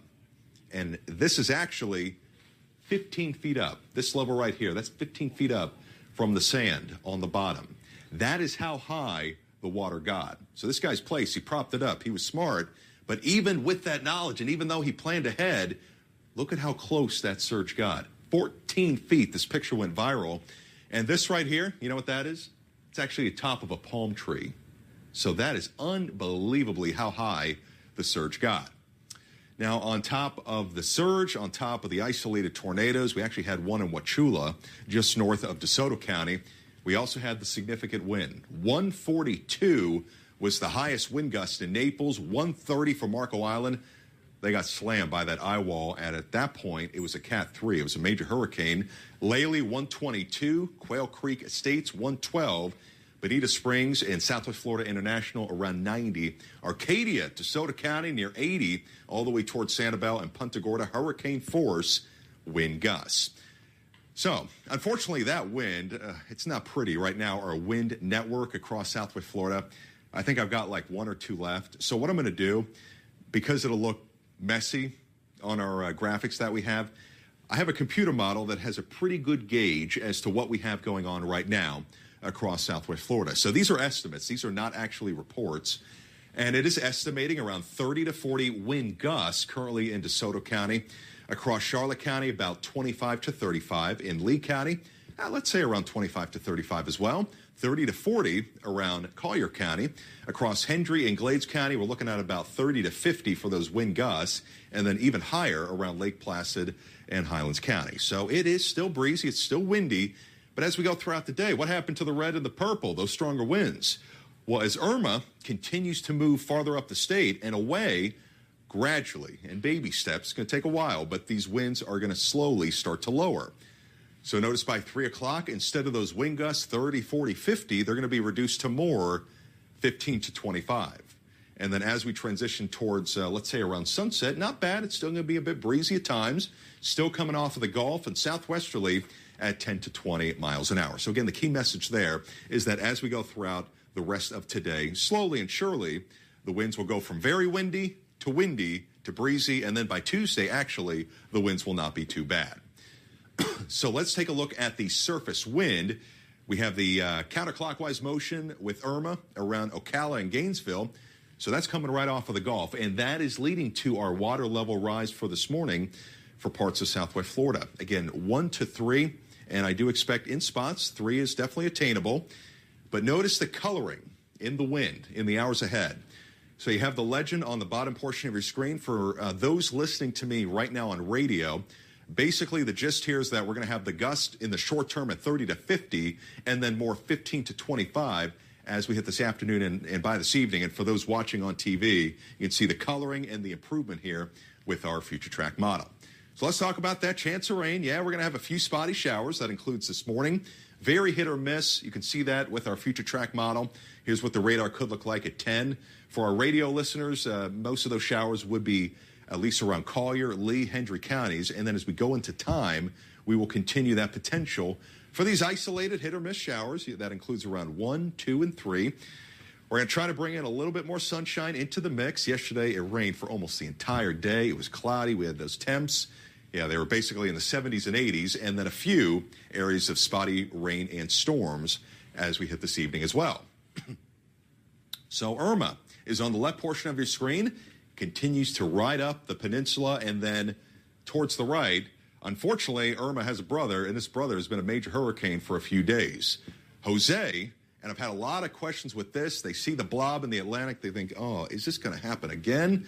Are you kidding me? Well, I do have some good news with Jose. It's a Category 2. It's moving towards the north-northwest at 10. Sustained winds are at 105, and the pressure is right now at 968. So Jose, quite a track, right? I don't think he can make up his mind, but basically he's going to do loop-de-loops. And then although I know initially this looks bad, you see the slingshot action, and it's moving west-northwest. Watch this. I'm going to go beyond that range and show you our computer models, and you can see this crazy loop-de-loop action for the next few days. And then once it takes, remember that turn towards the west-northwest, it's going to get curved away. And most, if not all of the models at this point, do not have it impacting directly the state of Florida. So the computer model that did the best actually with Irma, the European model, it did very well with Harvey before that, is backing up these models. Okay, so we like that. We like the fact that they're coming into agreement that they're trying to curve it away from the United States and also here in Southwest Florida. So guys, yeah, I just wanted to give you an update not only on what we have right now, the forecast for later on today, but also the tropics and also the Atlantic outlook. Guys? All right, Matt, thank you very much. Cape Coral first responders returned to service with special conditions. The police department say officers, firefighters, and EMS workers will take priority calls first, and then they'll initially will assess the damage next. And let's get out to Wink News reporter Oliver Redston, who's on 41 in Hitching Post Plaza. He's been assessing the damage down in Collier County. And Oliver, what's it look like where you're live right now? Well, Lindsay, we're at yet another scene here that's just hard to look at. It's another mobile home community right behind Hitching Post Plaza off of 41. And again, just want to show you around and give you an idea of how serious the damage is at this hour. You can see in this house here, literally the siding has been ripped off of the house towards the top of the roof there. And then if we pan down towards the ground here, you can see again, sheet metal has actually been ripped from the house. It is now mangled and strewn all across the road, and this extends all the way down. Again, as we look at this mobile home right here, you can see the siding literally ripped from the house, mangled in front of the house, And we're not actually going to get too much farther down because, as you can see, we're now getting into some standing water. And obviously, one of the biggest concerns in post-hurricane conditions are downed power lines, especially in the water. So this is about as far as we're going to go. But you can see palm trees uprooted, lying in the road, and all of the road from this point on is underwater. But again, take a look at this awning off to our left here. This was actually ripped from the house that you see up ahead a little ways, ripped and then completely bent in half by this storm. And again, about 4 inches of standing water all along the roadway. And Lindsay and Corey, I'll tell you, just a few minutes before we came live on the air here, one of the folks who lives in this community actually was driving out, leaving for work, and we stopped him, asked if he wanted to talk. Understandably, he was extremely, extremely emotional. He says, I just can't bring myself to talk about it right now. The devastation is at a level that I can't fathom. He was almost in tears, and I think in a state of disbelief like most people here are. Guys? I'm sure they're absolutely shocked. I mean, this is their homes. This is everything. Oliver, how far is this from where you were before when we checked in with you last? This is about 2 miles down the road from where we were last. So last hour we were at Rattlesnake, Hammock, and County Barn. This is about 2 miles from that. But, I mean, really, if you go anywhere in Collier County right now, you're going to find damage. It's just a matter of where. And I will say from what we've seen this morning, it certainly seems like mobile home communities have been hit the hardest. Of course, that's why there was that mandatory evacuation order in place for those mobile home communities. But really, I mean, the few folks that we have seen out so far have just been absolutely devastated. This is ground zero, no doubt about it. One more quick question for you, Oliver, and I apologize if you said this in the beginning. The gentleman that you talked to, he didn't ride out the storm there, right? Or did he? No. Yeah, in fact, he was just seeing it for the first time. Okay. He had just returned back here for the first time and saw his house. And again, he was almost in tears as he spoke to us, and he said, I just can't bring myself to talk about it right now. And certainly a lot of people in the same boat here in Collier this morning. Of course. It has got to be just such a shock, Oliver, to drive upon this damage, and it's going to be a shock for a lot of people, a lot of you watching and listening this morning. So I want you to mentally prepare yourself. If you're in one of these areas, to see some stuff that will upset you. Yeah. All right, Oliver, thank you so much for joining us this morning. We appreciate it. Meanwhile, we want to let you know if and when you start heading out the door or leaving the shelters, bridges, they will not reopen until they know that they're deemed safe, they being crews. Lee County Department of Transportation, the Florida Department of Transportation are going to inspect bridges today to ensure their structural integrity and make sure that they're safe. And because of Hurricane Irma's significant wave action, the Sanibel Causeway may have actually been impacted by all that. But until there's an inspection, we're told the causeway is still off limits. And it's just not safe to drive on any bridges when the wind is still so strong. Yeah. You should also make sure that you're really staying off the roads until emergency officials have time to get out there, assess, and also respond. Take a look at this. This is actually from Caroline Allison.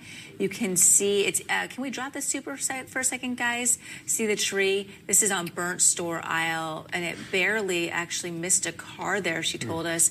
There are also downed trees and power lines all over the place. So make sure when you can head out that you are very careful. And also just a reminder, curfews, they're still in effect for another 4 minutes or so. They're in effect till 6 a.m. for Charlotte, Collier, DeSoto, and Lake Placid. Lee County and Hendry County, you still have a whole nother hour. Those are in effect till 7 a.m. In Lee and Hendry, they start at 8, everybody else 9. And then it's going to be like this, guys, until we are told otherwise every day. All Collier and Hendry County schools also are closed today through Friday until further notice. Now, Lee County schools are closed until Tuesday. They have not yet made the decision on extending that. And Cape Coral Municipal Charter Schools are also closed today. We are continuing our coverage. We'll have much more on what it looks like around Southwest Florida when we get back.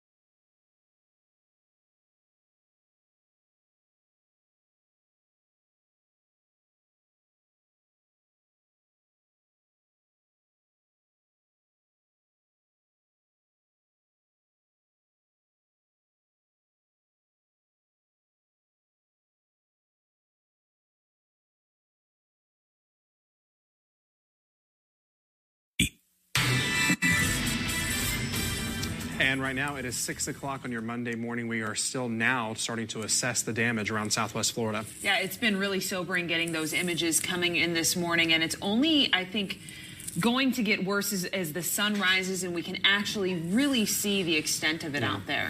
But first, let's get right to Weather Authority meteorologist Matt Devitt for a full look at the forecast as of today and what's the latest on Hurricane Irma. Matt. Yeah, well, finally, I have some good news to report here. Irma is weaker, barely a Category 1 hurricane, and it's only a matter of time before it becomes a tropical storm. But that does not mean that Irma, didn't leave her mark. We definitely had the winds. We had wind gusts well over 100 in multiple spots. But thankfully, we had the surge. And we actually have some surge right now, and I'll highlight that here in just one second. But because the fact that Irma made this track right here, and notice how it was not more in the Gulf, that would have led to a significant issue with storm surge. But because, thankfully for us, it made that nudge right at the last minute, more inland. Granted, we got hit with the eye wall. Very good. We had those winds at around 100 to 140 in spots. But because it did that, it brought the most significant storm surge away from Southwest Florida. But right now, we actually do have storm surge in progress across Southwest Florida. And just going over some of the lists here. In Lee County, right now, a 1.5 storm surge is being reported. So I'm seeing it right now at Wink. We're right along the Caloosahatchee, and we do actually have some saltwater flooding here at the station. Okay, so 1.5. Let's plan on the possibility that it could hit 2 to 3. So again, right now it's at 1.5. Let's plan on maybe a 2 to 3 foot storm surge, and the high tide is approaching. It's going to be here soon. After high tide, we're going to try to bring that storm surge down a bit. Well, 8 minutes down to the top of the hour. Jillian Mealy, she started our coverage last week down in Miami Beach, and now she is in Tampa. Jillian, how are things looking there? They were expecting a lot of flooding. Do you see any of that? I will say, we're not seeing a ton of flooding. Right here, we've got a little bit of, localized street flooding on the corner. It's not significant. I would agree with what Matt Finn is saying, but we have seen a little bit of it. We've been driving around throughout the morning. We are right now along Bayshore Boulevard. We were over on Davis Island earlier this morning. We have not seen any homes damaged by flooding. I'm not saying that that's the case everywhere. I'm just telling you what we've seen so far this morning, but I'll tell you what we're seeing a lot of. You're seeing a lot of down trees throughout the area. You're seeing a lot of debris, a lot of down palm trees. You drive up a street and then all of a sudden you have to stop and turn around because this is the situation. So I think a lot of people are going to wake up in Tampa feeling a bit relieved. We did not have, the center what was left anyway of the eye of that storm that did not hit here in Tampa last night. So I think a lot of people are feeling very good about that. But still, the sun's not up here yet. So people are going to be coming out as the morning goes on to try and look at the damage either at their home or on their street. And the thing is, we actually have seen so many police officers driving up and down this street. Every time a new one drives by, they stop and they ask us if we're okay. So police are out there trying to make sure that everybody is safe. It's still not safe to come outside your home just yet, guys. That's right. All right, Jillian, thank you very much. And also because so many homes are unprotected. So many folks are out of town, they got to make sure that nobody goes in and tries to take something. What strikes me about Tampa is when you drive across those bridges, the water almost looks at the bridge line. I always said to myself, anytime there's a storm, people must get nervous. It's just a few feet above sea level. And Janistine, that was the worry. As the coast, the west coast of storm went up the coast, would the storm surge overwhelm them? Right, and we're still dealing with storm surge in Jacksonville. They set a storm surge record over 4 feet. So the east coast of Florida is feeling this as well. I just want to point out, normally I wouldn't want to tell you about this. We have another tropical system. This is a hurricane, and we don't quite know where it's going to go. So this will be the next one we watch. This is Jose, and as you can see, it meanders for the next 5 days. But some of the tropical models are showing, perhaps an east coast impact. Landfalls yesterday around 9:10, Cujo Key, and then we had another landfall, Marco Island, 115 mile per hour sustained winds. That was a major hurricane. Some of the wind gusts in Naples, 142 miles per hour. I mean, devastation there in the Naples area. And Marco Island, 130 mile per hour sustained wind, or rather gusts.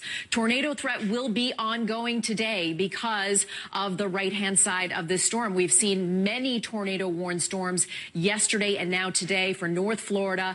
We had an earlier tornado-warned storm north of Jacksonville, but that tornado threat is going to be ongoing through Georgia and the Carolinas. Even in their bathrooms in a bathtub covered in a mattress. Oh my gosh! I mean, and of course that's why you stayed to try to continue to get information out. I understand that your storm bunker was built to withstand 220-mile-per-hour winds, which is why obviously you were much safer than anybody who just stayed in their house. So what's it like in the Keys this morning? I know the sun isn't up yet. Do you have any sense of what the conditions are in terms of the storm surge, in terms of electricity, in terms of the bridges being washed out, communications, et cetera? We were on a conference call with Monroe County last night, which is the county that the Florida Keys are in. There's no water service or very little water pressure in the lower and middle Keys. The Florida Keys Aqueduct Authority believes there's a few leaks in the main water pipe that brings the water down from the mainland, and they're going to have to get on that this morning to get us water. There's no electricity throughout the Keys. No cell service, at least in the lower and middle Keys. There might be some cell service in the upper Keys. US 1, the only road that comes in and out of the Florida Keys, there's 3 choke points. There are 3 places that are completely inaccessible. Mile marker 75 is partially washed out. There's a large pole blocking the road at mile marker 35, and mile marker 29 is partially washed out. The main impacts with that is that the island of Big Pine Key lies between mile marker 35 and mile marker 29. So we don't have any idea what the damage is like there until we can get the road open and get there. Today we're going to have some aerial flights over to assess the damage. So we'll have a better idea once we get these flights in here and be able to aerially assess the damage. Oh my gosh, Bill, I mean, it does not sound good. If anybody stayed behind, who's not an expert like you, stayed behind in the Keys, I mean, it sounds like they're marooned. You know, no cell service, no electricity, no water, and really no way to now get out if there are all of these blockages on the roads. So how does this, just give us, because you're an expert, give us your perspective on how Irma compares to all the other storms that you've seen in the Keys. Personally, it's the worst storm I've ever seen. Historically, it's probably in the top 3 or 4 for the Keys since 1851. Oh my gosh! I mean, that really gives us helpful perspective. Well, Bill, we know you have your work cut out for you. Thank you very much, and we'll check back with you as it gets lighter to see just what the Keys look like. Thank you so much for being with us on New Day. Thank you. So, Chris, I mean, that just gives us a great sense of if people stayed behind, just how cut off really from all civilization they are at this hour. Well, listen, I spent a lot of time talking to Bill South, and his perspective from down there in the Keys was invaluable, and knowing what was coming was helpful, but dealing with it is a very different task. Look at Miami. When we come back after the break, they thought they were going to be spared. Take a look at the pictures, and you tell me if that looks like they were spared. We'll bring you the latest from there next.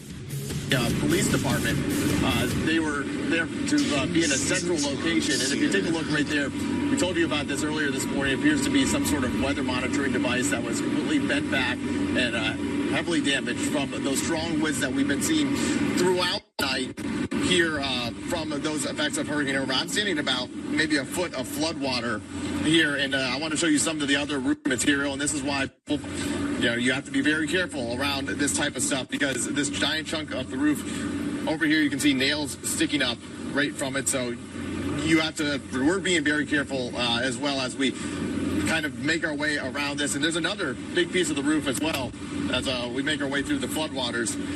Just over here, you can see this, I'd say about a six foot section of the roof ripped off. There's a large, there's a copper pipe sticking out of the roof, which can, just got a wind gust there. We're seeing about 40-mile-per-hour winds through here, gusts of about 60, if not more, and trying to brace ourselves when we get those gusts.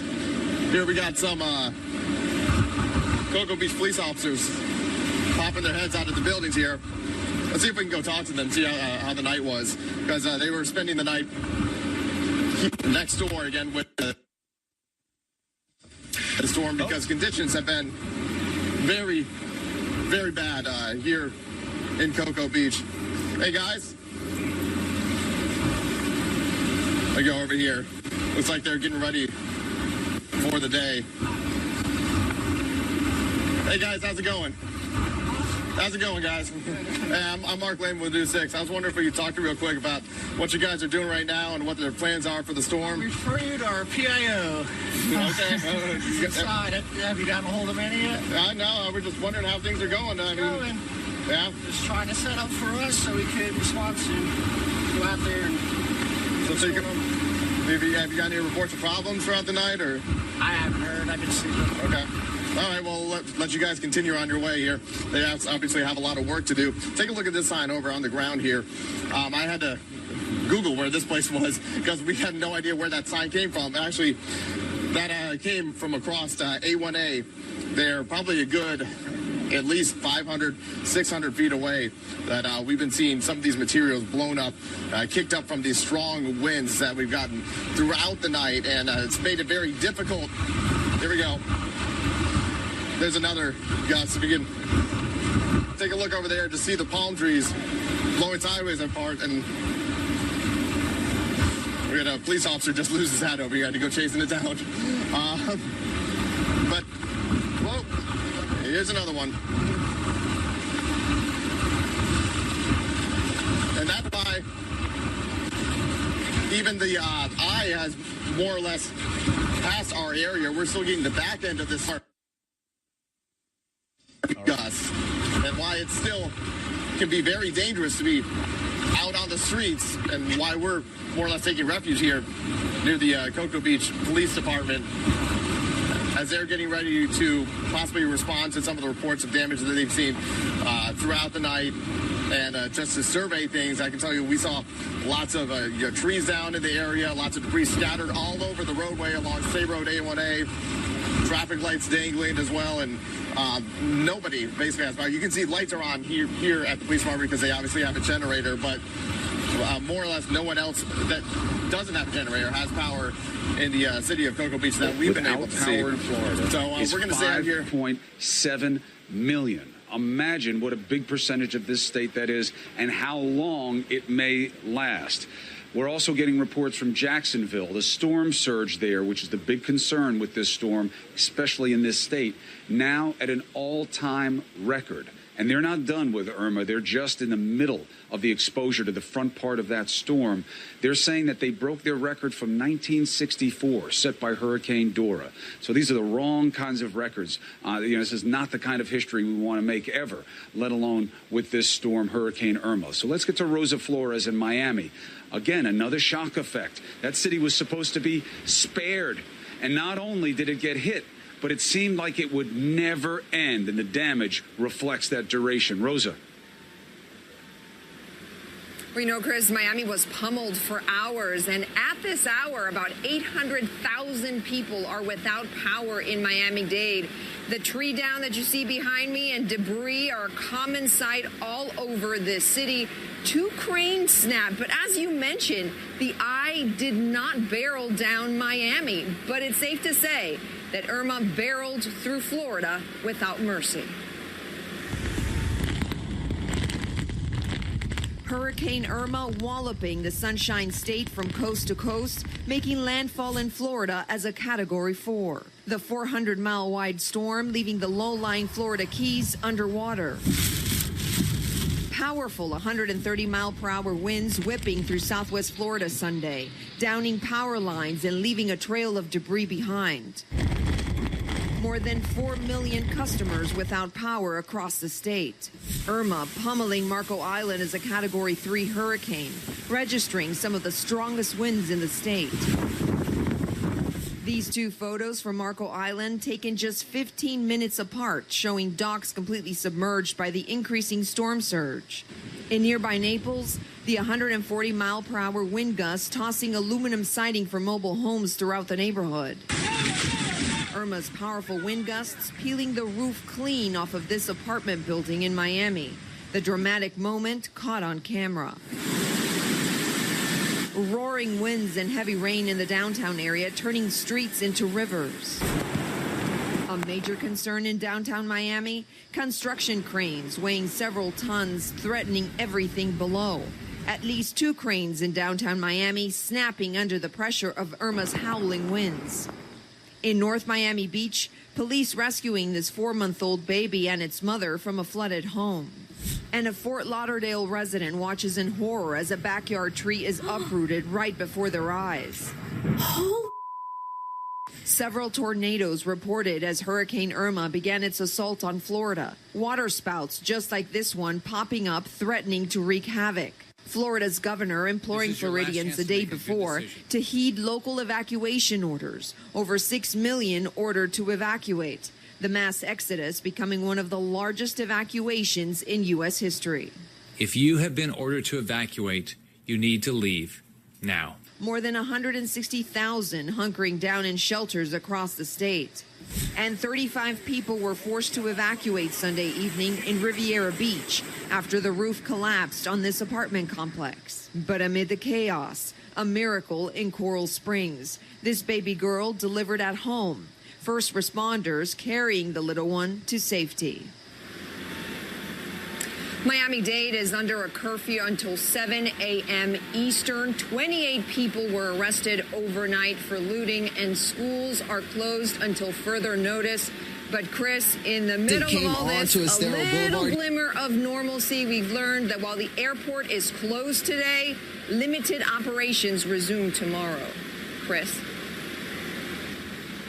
All right, Rosa, we're hoping to be equally shocked by the recovery as we are by what Hurricane Irma is doing in an unexpected fashion all over this state. Right now, we have the city manager of Naples, Bill Moss. Look, we spoke to you before. You said you had a plan, but we didn't expect what happened yesterday, making history in the wrong kind of way with the gusts we got. And then that surge, we saw some of the pictures. We still don't know what's out there in terms of flooded homes. What are you worried about, Bill? Well, that storm initially was as fierce as I had ever expected, but the miracle was that the backside of the storm just seemed to peter out for us, and that was very, very helpful. We could have had much more damage as a result of that. So the negative side, we have almost all streets in our city are blocked because of tree branches and fallen trees.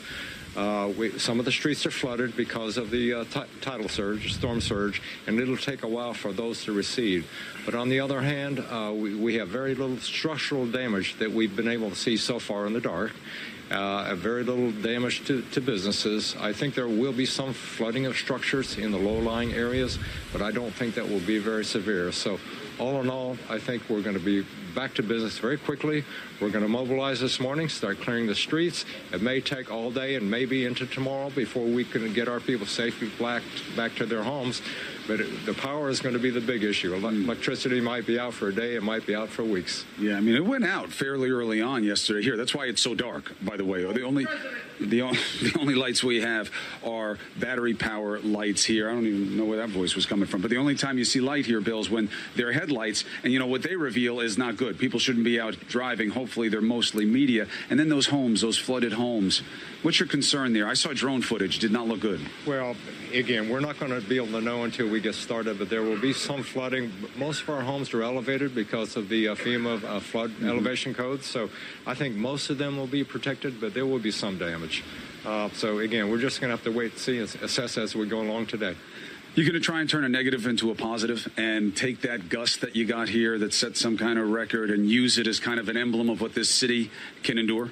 Oh, it will be positive. Like I said, by the end of the day, we'll have our main thoroughfares open. We'll have most of our neighborhoods open, and if not, we'll have them ready for tomorrow.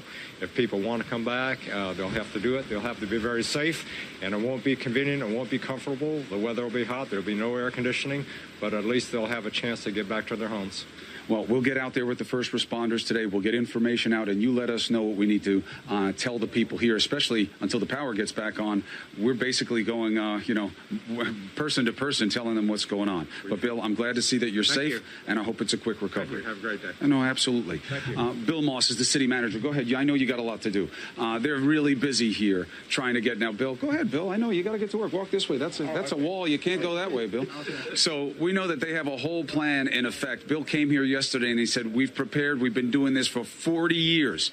Bill Moss, Allison, has been doing this for 40 years. He sees storms every year. He says he has never seen anything like what they dealt with here in Naples yesterday. That's what we keep hearing. I mean, from all of our guests, Chris, and it's amazing how sustained Irma has been, you know, from obviously the Keys and before that the Caribbean, but from the Keys all the way up now to North Florida and Daytona Beach. Here, these are live pictures. It is still hitting Daytona Beach as we speak. So it has passed, obviously, the Keys, Miami, Naples, where you are. But look at this. I mean, this is a city, but it looks, I mean, you know, obviously you can see the waves blowing through it. It's just incredible that millions of people right now are still in the dark in Florida. We've gotten new updates about just how many millions of people have lost electricity. So we have a live report for you in just moments. It's just insane to me. One of the hardest hit areas. I mean, take a look at this video. It shows just one of the neighborhoods slammed by the wind.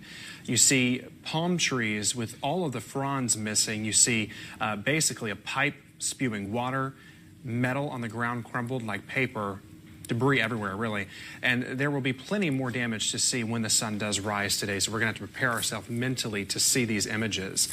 Meanwhile, Michelle Kingston is outside the Naples Grand Beach Resort in North Naples. And Michelle, what are you seeing there? Well, we're on our way down to Marco Island. We're currently on 41, and this is what we continue to see as we drive south. This is just one of many trees now blocking main roads down here in Naples. If you've ever wanted to feel small, stand in front of one of these. It is incredible to see what Hurricane Irma has done to this area. Look at some of this video that we've been shooting as we've been driving down towards Marco. Many trees, many street lights, a lot of light poles. We've seen some flooding. We're also noticing a power line down on the side of the road here as well. So, of course, just a lot of damage. We're finally being able to see what Hurricane Irma really did to this area. We heard that wind howling last night. We knew that we were going to see some of this damage. We just didn't know how bad it was going to be. And, of course, now we're finally getting to see some of that. We're going to continue down to Marco Island, and we'll talk to you from down there. But for now, in Collier County, Michelle Kingston, Wink News Now. And Wink News is the Weather Authority. We'll be right back after this break. Emergency officials to come sweep the area up and make sure everything's okay before. But I can tell you this, if you live along Estero Boulevard, we've been up and down. Most of these homes look okay. Most of these businesses do look okay. We've seen a couple business owners coming and checking on their property. We do not encourage you to do that right now because, like you just saw, there's still some power lines down and we don't want you to put yourself in any danger. And Chris, you know, so many people have been asking, what about the water? Are we going to see the storm surge, you know, pushing up on shore? Chris, do you have any indication, is that water moving closer to any businesses or roadways, or have you seen it kind of stay off? For the most part, it has stayed off a little bit. Like I just mentioned earlier, Kelsey, where she was standing earlier in her live shot, she was about 50 yards away from the shoreline. So that water had came up a little bit towards the Times Square Plaza area, but it's only just a little bit of puddle. So as far as like major flooding or anything that's going to impact your business or home along the shoreline, it might just be a little bit of puddles. So that's definitely good news because we are expecting a storm surge as high as 12 feet. So just seeing a couple inches, if that, along your business on the shoreline or your residence, is definitely good news. And Chris, throughout the morning, we've been talking to you typically over the phone. So when did you determine that it was safe enough for you to even head back outdoors? Yeah, so earlier this morning around 2 a.m., those winds were howling. As soon as we woke up, we just heard it going, whistling, just throughout the whole concrete hotel. And so we were doing phoners all throughout the morning, but a lot of people have been messaging us because they know we're here on Fort Myers Beach. How's my resident? How's my business? How's everything looking like right now? And people just want to know. So when those winds calmed down, we knew it was safe to come out and just take an aerial view, but we're taking all precaution necessary, just trying to get the hot spots where people mainly have businesses and where a lot of people live. Like I said, we're on the main road, Estero Boulevard here. So just given that overall perspective, we can't go to each and every single street that people live or have businesses on, but we can give that overall perspective from what we're seeing all the way from the hotel that we're staying at to the Shell, the Pink Shell Hotel that we're at right now. All right, Chris, thanks so much. A lot of people still without Hurricane Irma still pounding the state of just Florida. A Category 1 hurricane, sustained winds at 75 miles an hour, gusts much higher. This is Daytona Beach we want to show you right now. Storm surge, wind. That is the effect that this storm has wrought all up and down this state. At latest count, 5.7 million Floridians, no power. How long will they not have power? That is a big question mark in this state right now. Jacksonville, the northern part of the state, getting hammered in the midst of the storm right now. By no means over. Already setting a record for storm surge, breaking a record set in 1964 with Hurricane Dora. This is not the kind of history you ever want to make. We just had the city manager from Naples here. They don't want to be known as the city that endured a 140-mile-an-hour gust from Hurricane Irma. But that is the reality. People are getting pounded. Sarah Seidner in Daytona Beach right now. Storm wasn't even supposed to come there in any serious form, and yet look at what's going on around you. Yeah, I mean, Irma has been one tricky storm for a lot of folks because even the emergency responders here, they're watching it as we are, and all the meteorologists were watching it too, thinking that it was going to go up sort of the west coast. And yes, we would get some of the bands, and we were getting some of the bands, but it was very, very light. Not worth really mentioning it was that light. And then suddenly everything changed. And as we got later and later into the night and then into the morning hours, things got outrageous where these winds were whipping up. And as it turned out, the eye was starting to come right across Daytona Beach. Now, we are definitely, in the last 2 hours, we have definitely noticed a very different scenario compared to earlier. Earlier, it was sustained winds. My face was literally kind of pushed back from the wind. It was like standing in a wind tunnel. It was so strong.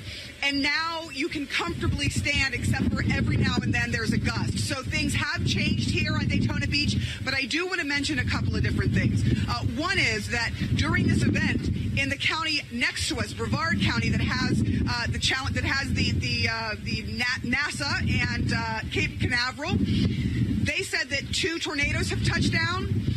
They are concerned about whether or not there was damage, but they do know that no one has been injured due to those tornadoes. There were 40 tornado warnings. So as they're getting this wind that they weren't expecting, suddenly within that wind, there were cells that had tornadoes in there. So very, very terrifying for anyone who is watching this come through their area, come through their neighborhoods.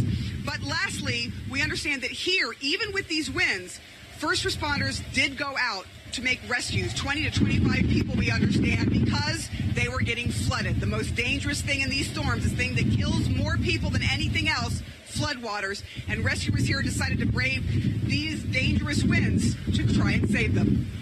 Chris?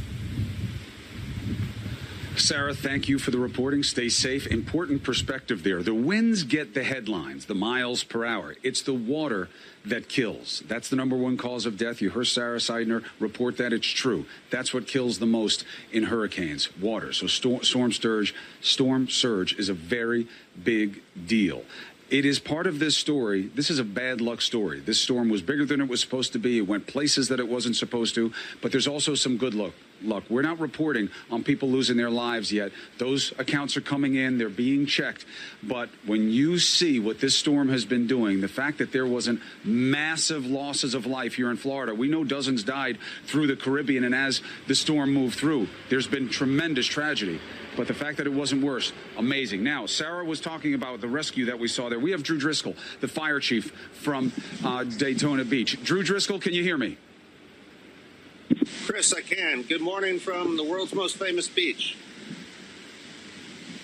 That's can you right. Hear me? And hopefully, yes, sir. Chief, I can hear you. And if you can hear me, please tell us about the rescues that were necessary. We know that the first responders don't want to go out once the winds get much above 40, but sometimes this is why you're the best of us, is that you will save us even in the worst of conditions. Yes, unfortunately, the winds exceeded our threshold where we had to stop operations. But then once life became in jeopardy, we had to take calculated risks to rescue members of our community. Several of these included people caught in floodwaters, and we've had a couple structure fires already this morning. Hopefully these winds die down shortly and the daylight breaks so we can begin to assess the damage throughout the city. And we know that's going to be, a really important part of this event. You're dealing with the imminency and the urgency. That's bad enough. And then you're going to get the light of day because obviously there's certain power concerns. You can't know as much as you would ordinarily. What are you worried that you're going to find? Yeah, unfortunately, or fortunately for us, as we continue to begin to do our preliminary assessment of damage, we find that several of the major thoroughfares are wide open for our first responders to travel. Unfortunately, our core historic district has suffered severe flooding, so accessing those people, we're utilizing a high water apparatus so we could safely rescue those people and get them to high ground. Right now, we're just asking everyone to remain indoors. Sorry, Chris, go ahead. Go ahead. No, Chief, what you have to say matters more. Please finish your point. Right now, we're asking that all of the residents remain indoors and allow first responders to access everywhere we need to go. We understand your call is important to us. We have several support agencies assisting us with the rescue. But should you need anything, 911 is available and the hospital is ready to accept you. All right, Chief, as you get information that's important for people to know, consider us a resource, and please stay safe out there today. Absolutely. Thank you, Chris. And you remember, Chief Driscoll and many of the men and women that are going to be going out there today, for everybody else, they have their own families, their own loved ones that either they haven't been with through this storm or they're going to have to leave behind in their own hour of need to go and help everybody else. Right. Remarkable. All right, where are we headed next? Such Allison. a good reminder, Chris. Thank you for that. So Irma's fury is being felt all up and down and across Florida. Up next, we're going to speak to a Florida lawmaker to get an update on the devastation in his district. Carport that came down. It's already past us here, but that means that now it's coming right off the Gulf. We just found this sign here. Look at the sign is down here. I don't know what it says. Ha! Look at that. Strong current. Danger. No joke. This is the storm surge now. Coming in.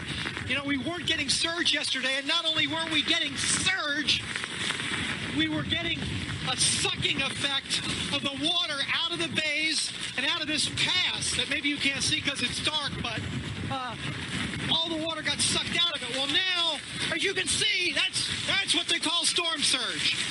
It is now surging back in because we're getting we're getting a wind right from the Gulf, right from the west, as the backside of this storm comes through and it counter-rotates, it counterclockwise rotates. Now we're getting it right in the face off the Gulf. That's pushing this water, and I don't know, Bob, can you walk over here with me? It's pushing the water through this pass and into the bays. So listen, we're not done with this yet. It's not going to be as catastrophic as it was in the Keys by any means, or even in Naples. But I tell you, we're not done with this storm yet. It's still wailing pretty good, as you can see. It is indeed. It's still a Category 1. And, Jeff, do they have any estimate now what the storm surge might be? Because they had said it might be 5 or 10 feet, which would be a big problem.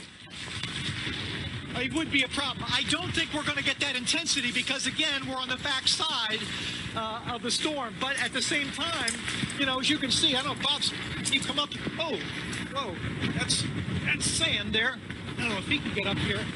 Can you get up on top of it, Bob, if you can? Will you show him the other? Oh, there you are. Sorry. There you go. I got your hand. Okay. Yeah, he's up on his knees. Sorry. But look, here's the surge coming into the rocks here. Now, typically, yesterday, you could see sand out there. Now, you can see water. This is where it typically would be. But we're just now starting to get the surge in here. So where it goes from here, I don't know.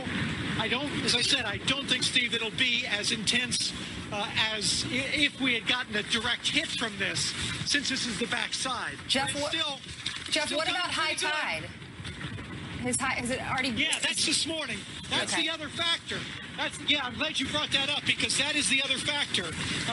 We're expecting high tide here between 6 and 9, depending on where exactly you are along the coast in the Tampa Bay area. And just so you know, for those who don't know what Madeira Beach is, this is a barrier island that is off St. Pete, which is, of course, east of Tampa. So Tampa is actually a little bit protected. It's these barrier islands that are going to take the bulk of the crap here. How did you get there? Is there a bridge? Yeah, well, there are bridges, and well, you probably can't see it because it's behind me, but there's a bridge that goes from Madeira Beach across to Treasure Island, for those who may know the geography down here. And there are bridges to all of this, and those bridges, even though they cut them off to, regular folks, fools like us, they'll let us in. So, yeah, the bridges are open. The bridges are open, and so is Jeff Flock describing what's going on down there in Madeira Beach in the Tampa St. Pete area. Right. Jeff, it's okay to put your hood on now. Laura, listen, this is the signs we're seeing all over the Cape this morning. This is a very large tree. As you can see, it's been uprooted. It has been blocking the roadway. It's been tipped over. We're still experiencing watch out for that stop sign, Akeem. Watch out for that sign. We're still seeing very strong wind gusts. Right now, that stop sign right there, you see it, is being knocked loose. It was knocked loose last night, obviously, by the stronger winds. And this morning, large wind gusts are coming out, and they are battering stuff again. So that's the concern. That's why we don't want you out here right now. In fact, we're probably going to go inside. Allison, good morning from Miami, where most people are breathing a sigh of relief as the sun prepares to rise here. We know we have many uprooted trees, many people still without power.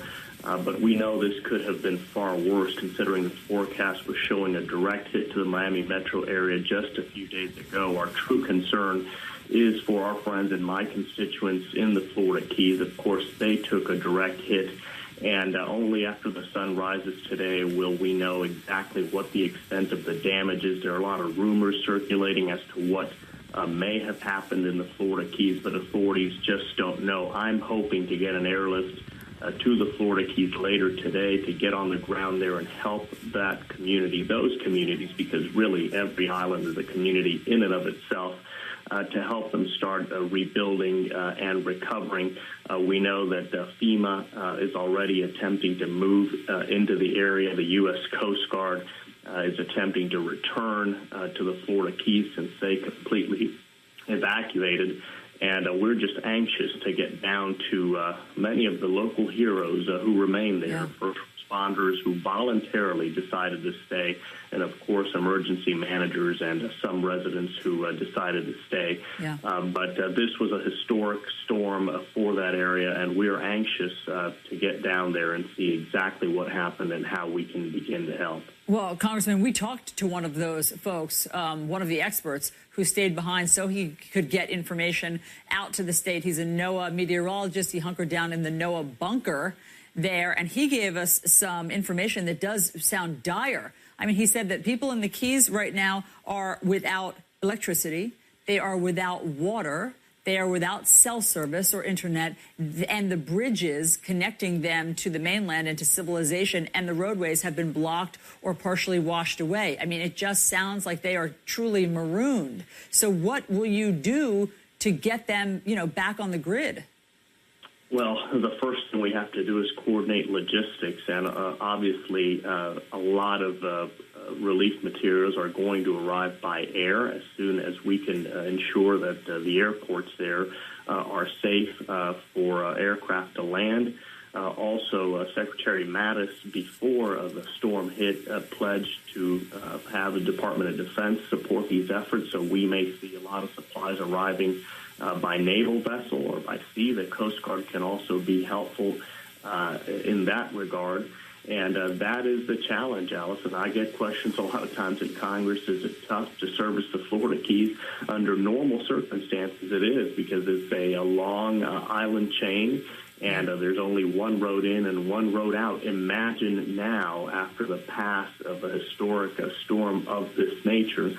And, Allison, another thing I'll say about the Keys, a lot of people think about the Keys in the context of tourism and boating, and people who live there part of the year and live up north during the summer. But the Florida Keys, there's some very close-knit communities there. Everyone knows each other on these small islands.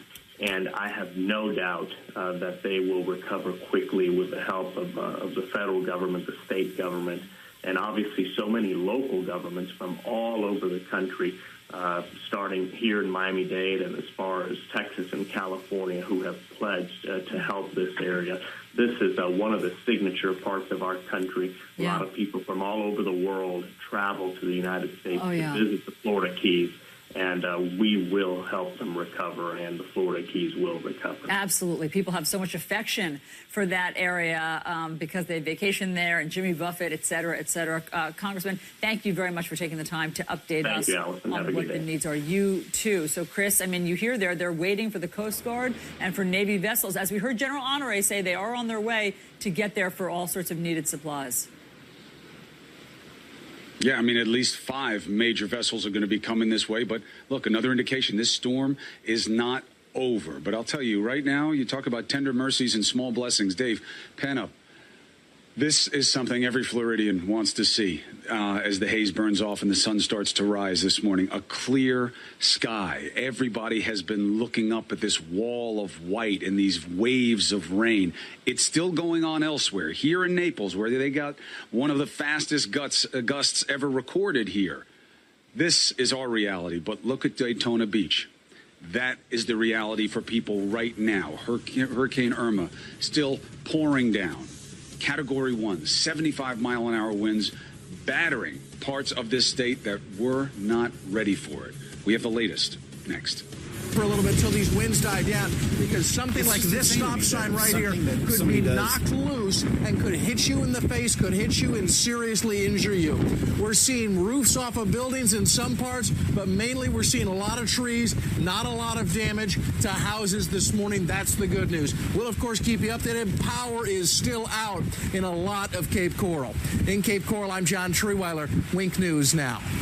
All right, John, thank you. This flooding is at Sherwood Community in Lehigh Acres at the corner of State Road 82 and Lee Boulevard.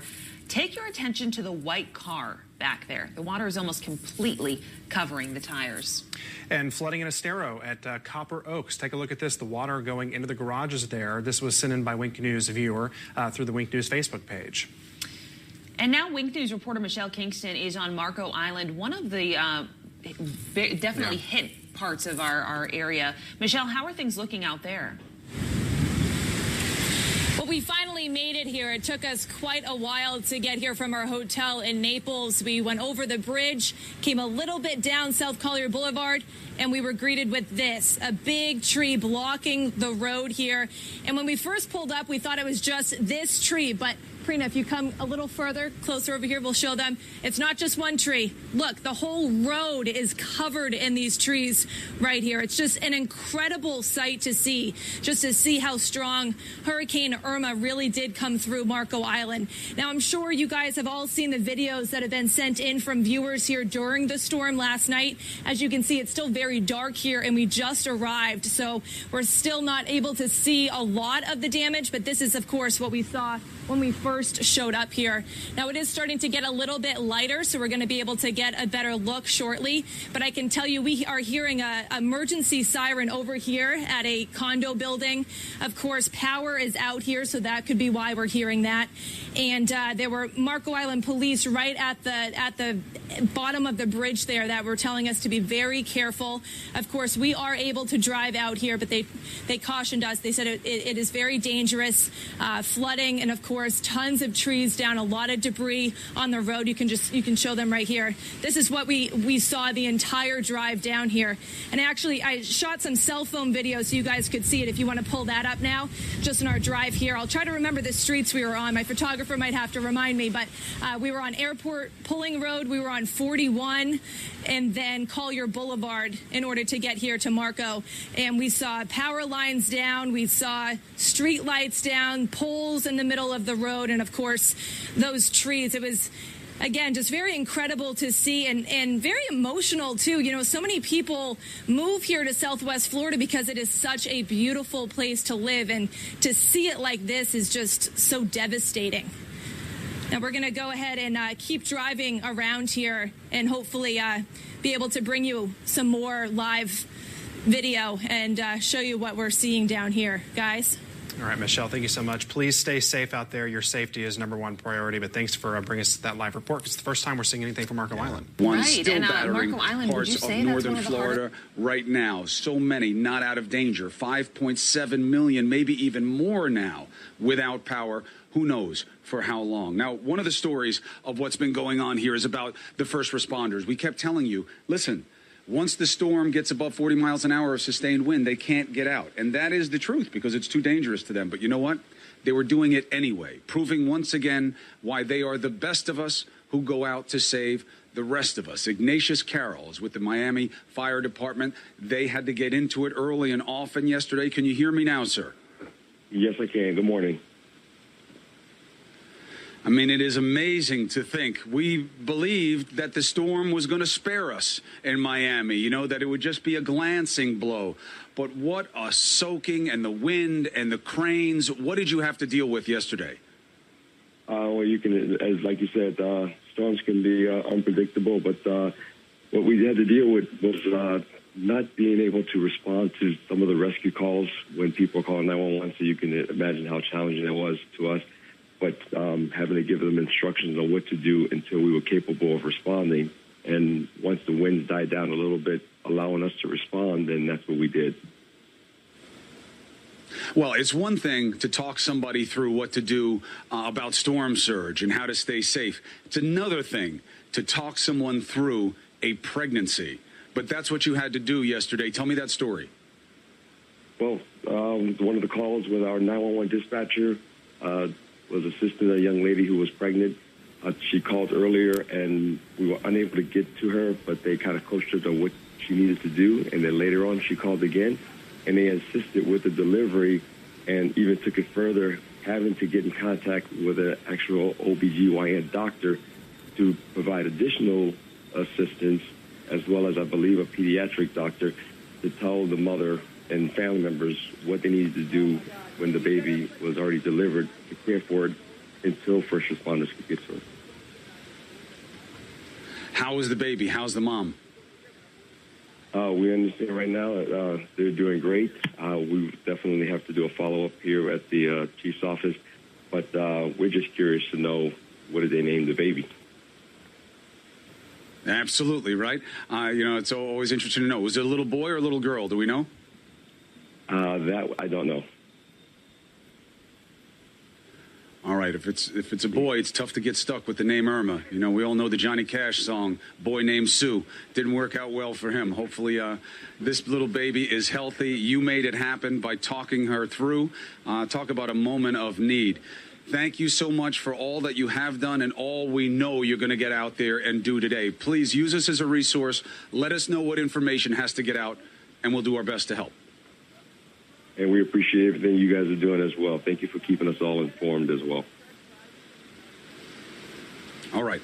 So, Allison, here in Naples, you know, they were worried. The governor was saying the governor has a home here, and that wasn't fueling his concern. It was the vulnerability because it's just not far above sea level. It's spongy, so it can't take much water. And then yesterday, they wound up getting hit with these winds. And I know that you have some of the footage of it, but I tell you, nobody saw it coming. And even people who have stood in plenty of storms like me and Ed Lavandera, we never expected anything like that. It was like a fire hose of air and wind. Here, take a look at what we lived through yesterday, literally for hours. And still, we're waiting on the storm surge. And these gusts are the real deal. There's a benefit for us to be here is that when this is done, as you know, we're going to go out with search and rescue, and we're going to volunteer our time, and we're not working. Oh, there are those gusts you're talking about. And it's going to be good to know where the worst of it seems to be going. Right, the branches are starting to come off this tree next to us. It was only a matter of time. She's starting to let go, fellas. The wind is just too dangerous, and it's really the lack of visibility. We can barely see 100 yards in either direction.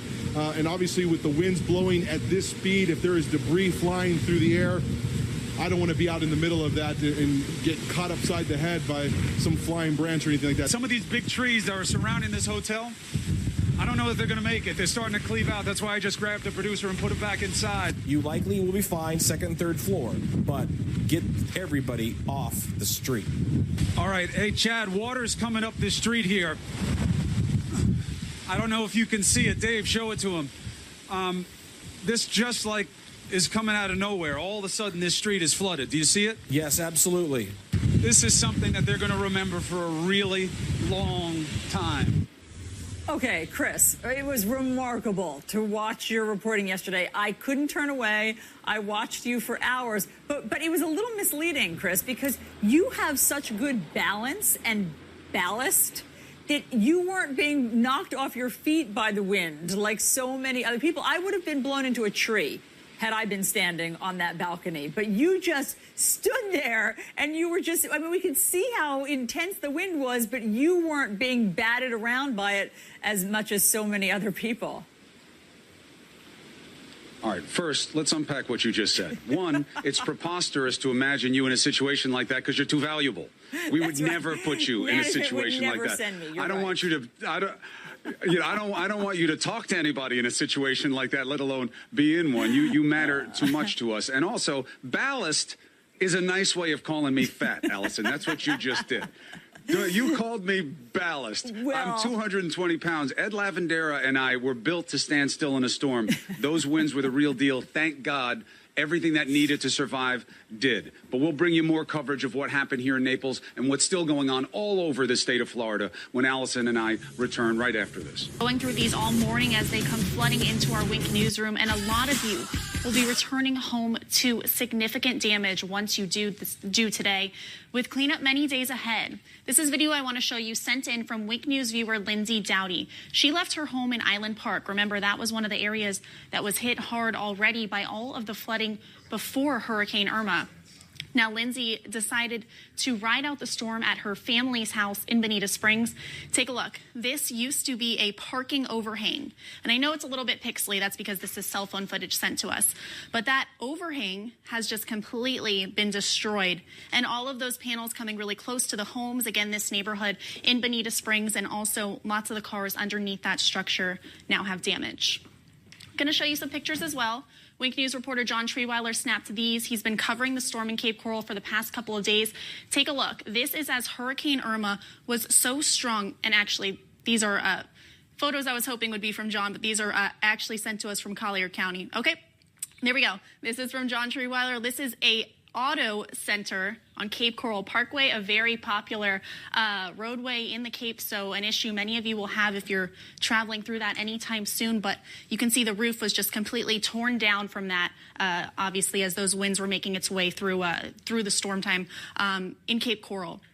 The next photo I want to show you is exactly the reason why we told you and why you were forced to evacuate any sort of mobile home during the storm time. We're going to get that picture up for you in just a couple of seconds. But what you're about to see is the roofs on those mobile homes just completely torn off. All of those panels, again, could have been really dangerous as they were flying around. And, you know, lots of people are going to be returning to significant damage and days of cleanup. Back to you. All right, Jessica, thank you very much. You saw that at the end there. We did want to, within the And last as the half an hour, storm we moves wanted to north, let you know that the numbers only grow. We know that 6 million people had to be evacuated. Over 150,000 are still in shelters, and with good reason. In Jacksonville, a place that was not supposed to see any major action from Irma, they've already set a storm surge record. They broke a 1964 mark from Hurricane Dora. That is the kind of history you don't want to make. We have Allison is in New York. We have Anderson is in Tampa. We have John, who is in Miami. And we are here in Naples, where they saw some major gusting of wind and storm surge that certainly changed the reality for far too many people here. It's good to have It's good to have everybody here to talk about what happened, but what is happening matters just as much. Sarah Seidner is in Daytona Beach. Let's get to her because they are getting hit with the winds right now, and that's another place, Sarah. Wasn't supposed to see Irma in any serious way, but you're getting smacked right now. It wasn't supposed to be like this. At least it wasn't forecasted to be like this. But Irma has been a particularly ornery, if you will, storm. It's kind of made her own way through this state, but certainly hitting the entire state. Finally, it's daylight. We have been up all night, and these winds have been ferocious. They've been punishing. They've been strong enough to knock us over. I've got my producer holding the light. I've got my cameraman bracing the camera. But now we have daylight, and now the storm is starting to go away, except for you have blue skies, and we aren't anywhere near those blue skies just yet. What you are seeing, though, right there is, look at those waves. These are not typical waves on Daytona Beach. This is the place where people love to come fun and stun. You can take the young kids out there when it's not spring break. When it's spring break, you've got a whole bunch of college kids that loved coming out here. What you're seeing now is a really, really angry sea that has been whipped up by these winds and huge waves all the way back as far as the eye can see. You can see white caps on very large waves coming in. What is the good news is we are not seeing the same kind of flooding that we saw during Hurricane Matthew, which was just a year ago. We were standing just down there on the boardwalk when Hurricane Matthew was coming through, and it was covered in water. The owners of the boardwalk businesses there told us that they took a truckload of sand out of their businesses for Hurricane Matthew. What will Irma bring to their businesses? What kind of damage did the sustained winds that no one was really expecting to show up here in Daytona Beach do? That remains to be seen. But I do want to talk about the fact that first responders here risked their own lives to try to save 20 to 25 people that were here. They decided to stay. They didn't think it was going to get this bad. There were tropical force storm winds, yes, but they didn't expect hurricane force winds. Not over here, not on the East Coast, 225 miles from the eye when it was hitting, for example, Tampa. They thought we're fine, and then suddenly here they are dealing with hurricane force winds. They were rescued, and we're very proud of those first responders, but it's just an example that when they say shelter in place, even if you think the storm is gone, you got to listen to authorities. Chris?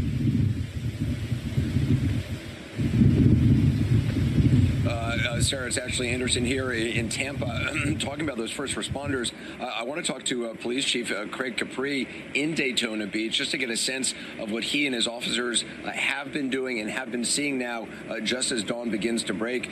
Chief, appreciate you joining us. Obviously, you're still probably assessing the situation in Daytona Beach. I'm wondering what you have seen so far out there, what kind of things you've been responding to. You know, we had a call, some people in one of our apartment complexes in the lower lying area there along the intercoastal calling for help. We went down there with myself, city manager, and the sheriff. We all went down there. We rescued about 25 people with the high water trucks we had and got them out of there. They were just a little nervous, upset with the floodwaters. But we got everybody out okay, and nobody was really injured, thank God. In terms of the flooding that you've seen, again, you know, we just heard Sarah Seidner talk about how the storm was not expected to hit Daytona Beach in the way that it did, to affect it in the way that it did. You've seen flooding there before. How did it compare this time to just the last time? A lot better. I mean, we were out a couple hours before, you know, in the early morning hours, and it was fine. And then some tides coming in, and the storm really just hit us between that, midnight to about that 3, 4 o'clock in the morning, and that just caused that water to rise real fast. It goes to show you how quick these things can turn on you.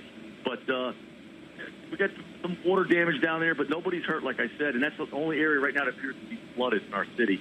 The beach side looks really good. A lot of the streets look good. A lot of debris in the roadways is cleared, and I think that's because of Matthew. Last year we cleared most of that stuff out, and we're just not seeing it right now. So for the hours ahead, what's the task? What's the job? Well, we're going out back right now. We're going to go out and drive around, make mitigation, do some search, see if anybody needs any help, and try to get them some help. All of my officers are going out in the streets right now. The winds have died down tremendously. They're probably around 35, 40 right now, so we're going to go back out and see if we can help some people. That's what we do. Yeah, and we're very thankful that that you do that. Thank you, Chief Capri. Appreciate your time. Wish you the best. All your officers have been working around the clock over the last couple of days. Chris, the situation in Tampa, certainly the big concern here for all of yesterday really was the potential for storm surge, the potential, obviously, for hurricane force winds. The winds did not get as high into the triple digits as they had feared, as some of the models had shown. As early as 2 days ago, and even early yesterday morning, we have been watching the water come back in. It's really actually much higher now on the Hillsborough River than it was this time the morning yesterday. As you know, we watched all that water being sucked out. That water has all returned. Plus, we're still waiting to get figures on storm surge and the situation with flooding. As you know, Tampa, even in heavy rainfall, has areas that floods. Officers, and now we've been seeing police going out. They're basically assessing any kind of damage. We'll obviously bring you any reports of that as they come in.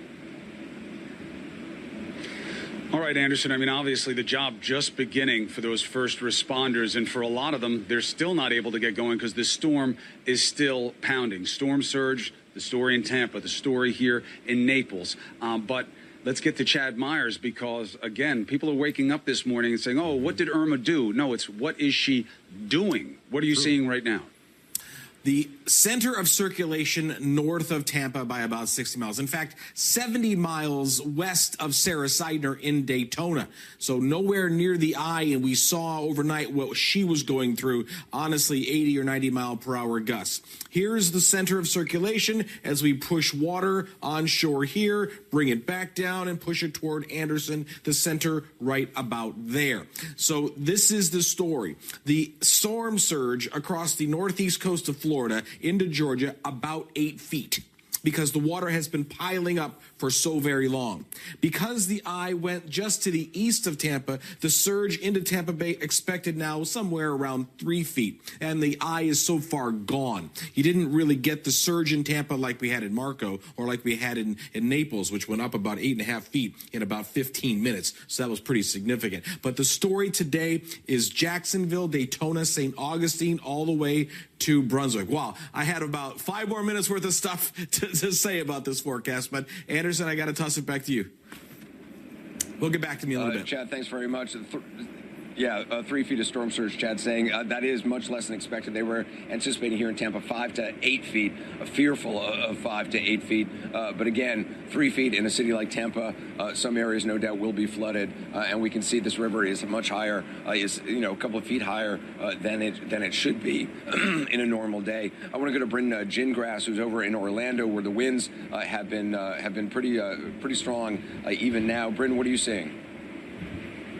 Yeah, Anderson, I'm curious what Chad has to say as far as the wind gusts here in Orlando, because we are getting some strong ones. In fact, the sign that is above our hotel, if you imagine sort of an enormous circular coffee table size sign, that just got blown off and right into practically our live shot. My producer right now is hunkered behind a pillar, and my photographer behind a statue at this point. If you could see, if I turn my body to it, I'm like a parachute to the wind. That's how strong these gusts are. That's kind of why I'm staying towards the camera, because I have to have some sort of strength. And now we just had a big awning. If you heard that crash, Anderson, a huge awning from our hotel just shattered down as we're talking right now. So it's not over here. That's the point. I got to mention that right now, as we're talking, there are rescue efforts going on right now with the National Guard and the Orange County Fire and Rescue. Just west of where we are, there were 24 homes that got flooded very severely. Everyone in there had to be rescued. So can you imagine those emergency personnel trying to get everyone out of their homes safely as these winds are so strong? John? I'll take it, Bryn. Be careful out there. Once that wind gets you. JB, sorry about that, bud. I stepped on you. Look, Bryn's reality as well or better than anyone. For you down there, Miami was supposed to be spared. Not only did it get spanked, but the duration. Every time I would look at the coverage, you were either going to somebody or dealing yourself with just interminable waves of wind and rain. It was hours upon hours upon hours of wind above tropical storm force, above hurricane force for a period of time. 100-mile-an-hour gusts at the tops of these high rises. We had those 2 crane collapses. And Chris, where I'm standing right now is Brickell, the Brickell neighborhood, Brickell Ave, and I can't even describe to you how weird it is here this morning, just flat out weird. We are starting to see a few cars go by, but normally at this time, this place would be packed. This is the financial district of Miami right now. As I said, Brickell Ave, yesterday it might as well have been Brickell River, where I'm standing, covered in 4 feet of water. This was the area that had the storm surge higher than 5 feet. It came from over there. Biscayne Bay is over there. It pushed up over the seawalls and just came gushing to where I'm standing right now. And then as far back as you can see and down that road, water just flowing down the street. And as we've been walking through here this morning, we got car alarms going off. We got building alarms going off. It is just incredibly strange. No one going back to work. A few people you've seen driving by coming in to check out the damage, maybe seeing if they can get home. Officials here say, just wait. Let them clean up. Let them clean up what they can. But Miami, I think that they feel like they missed the brunt of the storm. It wasn't a Category 5 eyewall impact, but I think they were surprised by how long they had to sustain their resistance and really the damage. They're just getting a sense of what it's like here this morning. 1 million people still without power. Let's go up north now, where the storm, again, is still hitting. You know, Hurricane Irma nowhere near done. Kaylee Hartung in Gainesville. Kaylee. John, we've been standing by for the 6 to 7 o'clock hour here in Gainesville, where the worst of Irma was expected. Well, I'll tell you, if that last hour was supposed to be the worst, then you really have to feel like Gainesville was spared. Based on what we saw or what we didn't see here, it supports the idea that this storm is starting to break up. Local officials tell me they are concerned that in the next hour there could be a little bit of activity, maybe as we catch the tail end of the storm here, but no such 75-mile-an-hour hurricane winds that were feared here. And yet the gusts that have come through here overnight and in the early morning hours, they've been enough to topple trees all over town. I'm told about half of the city's traffic lights are out. More than 80,000 people in Alachua County are without power, many due to downed trees in this area. Law enforcement resuming regular activity, Chris, but they are saying we're not out of the woods yet in Gainesville. Yeah, no, you know, Kaylee, you got to stand by because the backside of the storm can bring a lot of nastiness along with us. So stay in position and let us know as the situation develops, if it develops. All right, so let's bring in another one of the first responders who had to deal with some unique challenges yesterday. Lieutenant Eric Harper of the Lakeland Police. Can you hear me, sir? Yes, sir, I can. Thank you for joining us. Thank you for everything that your men and women had to do during the storm, and now big job, obviously, after it as it starts to move its way past, finally. That's what we're all waiting for, is some relief so you guys can get out and do your job. What did you have to deal with yesterday and into today?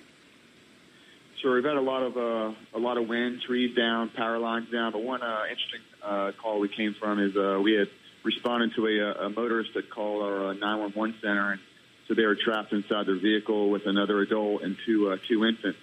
And we rolled out our MRAP, which is our military surplus vehicle, a rescue vehicle, and we pulled up in about 3 or 4 feet of water with our vehicle, pulled up alongside of them, and evacuated the 2 infants from the back seat and the 2 adults. The water was rushing in; they couldn't get out, and we put them in our vehicle and we took them to safety. So we're just happy that we were able to save some lives last night. Thank God for you guys. You know, the story of storm surge, what do people need to know? Because even today, people are going to want to get into standing water, get back to their homes. And we keep telling them the wind gets the headlines, but it's not what kills you in a hurricane. People drown. That's the #1 cause of death. Storm surge is obviously one of the main culprits of contributing to that.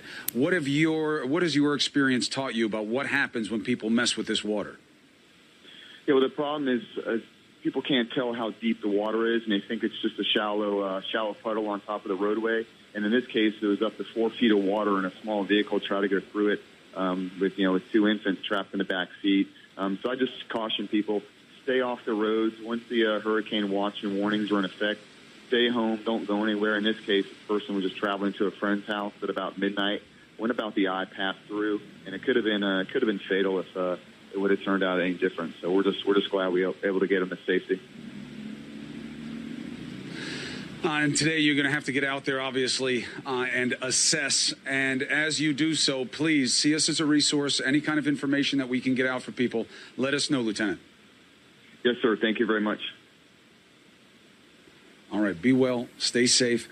Look, this situation is far from over. Not only is Hurricane Irma, Allison, still smacking people around as it moves northern in the state, but as people wake up this morning, so many don't have power, so they had to wait for the sun to come up. They're going to see a really ugly and life-changing reality. Oh, millions, Chris, millions of people. I mean, I don't have to tell you, Florida will look different today and for a long time. So we'll be back with you in a moment, Chris, but we have to talk police about first department responders. took this video, They, of course, posting are it saying this is braving right outside, and you can see just the strong winds blowing in the light pole and the palm fronds here. Pretty scary stuff. Let's take a look at the scary moments for first responders in Polk County. Take a look here. That is a massive power pole. Do you see that just slammed down on a deputy's car? Their deputy and paramedic got trapped in that cruiser for a while. Fortunately, I believe they were able to get out, but it took about 2 hours. Electric crews did have to disconnect all these lines and because they were live. But look, glad to see that they're doing okay. The next video, a transformer blows in a Tampa neighborhood. Watch right here. See that? And then you had the lightning in the background on top of that, so it just makes for a very eerie video that you're looking at. And we've got more video from Tampa. A traffic light barely hanging on. They're just that one little cable there just kind of blowing in the wind. That is pretty scary. Also, Jacksonville Beach, feeling the effects this morning. Let's see if we can get that pulled up. And that wind just blowing all of that water. I think we can even see maybe the building shaking it. So it says, it's hard for me to see that, but this looks like a parking garage. See, these are cars right here. And then all that blowing wind there. That's pretty amazing. So just a look at some of the stuff we're getting. It's really impressive. Like Brittany mentioned, please keep, and Jessica mentioned, please keep sending your stuff because we'd like to see it. Guys, back to you. Yeah, Lindsay, it's really incredible to see just how powerful this storm system was. And Marco Island, as we were saying, really seems to be the worst hit place across Southwest Florida. Right, so hopefully everyone is doing okay there. We haven't had any reports of injuries yet this morning, which really is amazing. Right off there with all the conditions there. The fire department confirming that, yes, this is a roof peeling off a two-story apartment building. This is at 2642 Northwest 5th Avenue. We don't know if anybody was inside the home at the time, but you can see right through where that roof was. The wind's so strong there, it wasn't safe for fire rescue teams to be out to respond to that call. Just impressive to see this on camera.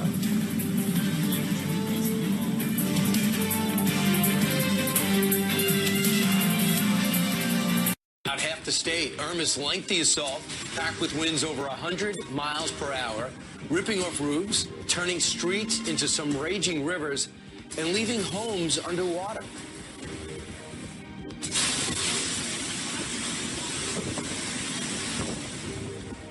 The massive storm blamed for at least 25 lives across the Caribbean and 5 in Florida, including 2 police officers, as Hurricane Irma surges north. Its path of destruction now sparking rapidly rising, life-threatening water levels, storm surges that could climb another 5 to 10 feet. The surge is still ready to come, and we have not hit high tides. There's a lot of unknowns, and that's what you worry about. Pray.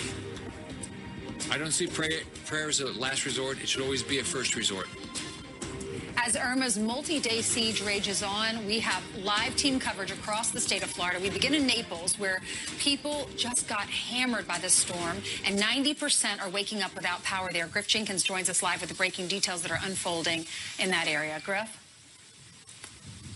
Hey, Ainsley, good morning, guys. It is light finally coming up here, and we're just getting a look at what this was here in Naples, and that is a catastrophic wind event. Power lines, palm trees, and pools of standing water, some rising flooding, not necessarily storm surge, but certainly rising floodwaters are making the area treacherous as people wake up without power. I'll just give you a very quick look. You can see this shopping center, that sign knocked down, just debris everywhere. You look this way, and as we slowly turn turn around. These roads, which have palm trees and over there, the car going by, going slowly, this is actually pretty good. It looks like the police, which have a station just to block up the street. All right, you got Anderson, JB, and me, but right now we're following what's happening in Jacksonville. This is just from moments ago. They have a flash flood warning there. Remember, Hurricane Irma is very much still in full effect. Category 1 storm, 75-mile-an-hour winds in places, gusts that can be much higher than that. Jacksonville has already reported more storm surge than it's ever seen before.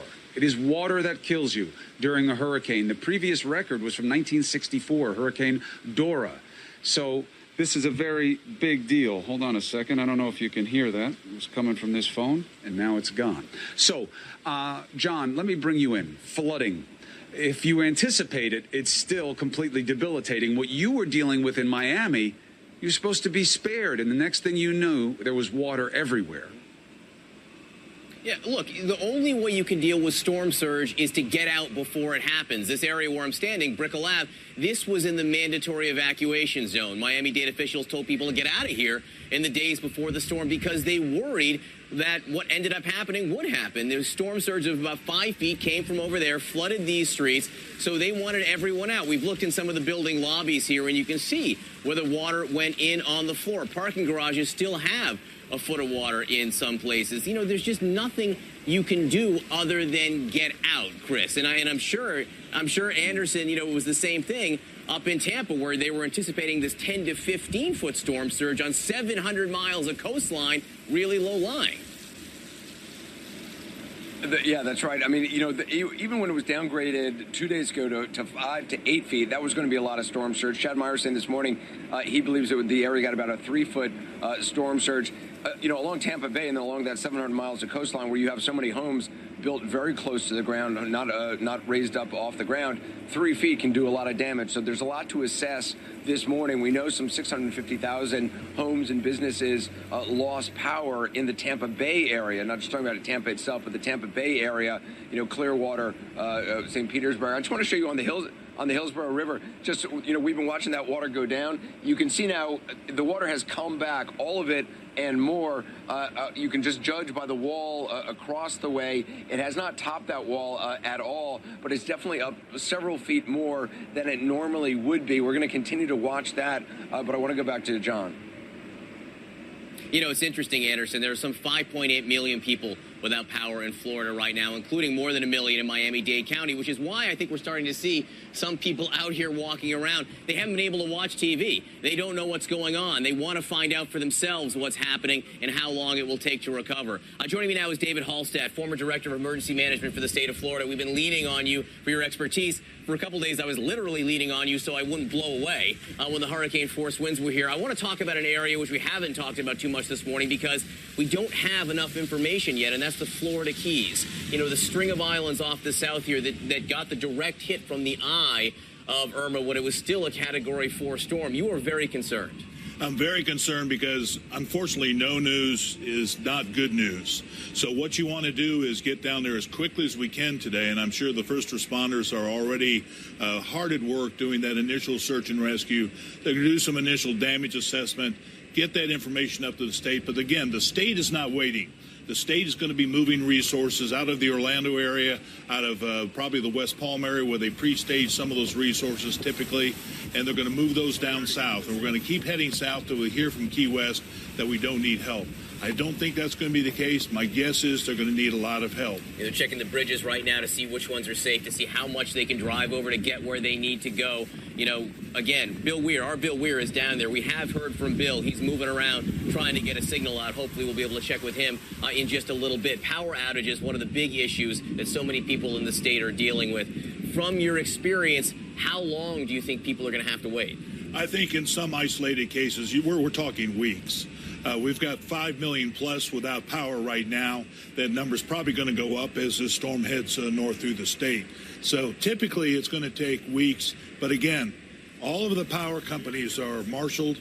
They're in staging areas, and they're ready to move those hot areas where they need to fix the infrastructure. Infrastructure damage is going to be the critical key to how long this disaster prolongs. And there's still thousands, of people in shelters. And, of course, in Florida, air conditioning isn't so much a luxury as it is a need in some places. The temperatures will get up over 90 degrees for days at a time here. People need to stay cool. How will the state be able to make that happen? Unfortunately, we're going to lean on the shelters probably longer than we wanted to, which means schools can't open. So electricity is that key hub of how quickly the recovery happens. Quicker that we get electricity, the quicker people can move back into homes that are habitable. Now, we haven't seen too many shots, but again, there's going to be more of those homes that are critically damaged and people can't move back in. So we're going to have to find shelter and resources, apartments, other homes for them to stay in. But electricity, that's the key. And again, you made one point there. We just are now getting a sense of how much damage was done as the sun comes up and people are able to move around. Miami Beach, off the coast here, they don't want people going back at all. Miami Beach is closed until tomorrow at least. There will be a curfew in all of Miami-Dade again tonight so that they can get a sense of the situation and try to fix things. How long will we be in those types of situations? Well, John, here's what happens. We don't have power, so people want to come back and check on their home very quickly. But once they get here, then they're going to demand resources. Well, I'm home, but I don't have food and water, so I need someone to help me. So that doesn't help the situation at all. So again, stay at home, wait to hear from your community to come back, check on your home, but realize what you're coming back to. You've got to bring resources with you. Right. You're not going to have food. You're not going to have water. Pringles. We're on day 4 of Pringles right now. David Halstead, thanks so much for being with us. Appreciate your time. Allison? Okay, John, thank you very much for that. So, what will President Trump do today to help Irma victims? Acting Homeland Security Secretary Elaine Duke is going to join us with an update next. Kelsey, how are things looking now? It looks like you're back outdoors now. Something that somebody does online. I'm back outside, and you know what? When I last updated you guys, I tried to show you the water line and how it was so close to the boardwalk. I just stepped out on the beach, and look at this. The water line is no longer all the way up to the front. I'm amazed right now. I mean, you have beach, you have sand, you have time to walk down and then actually reach the water. And then if you take a look at these waves out here, they're huge. I'm pretty sure we've never seen anything like this out here.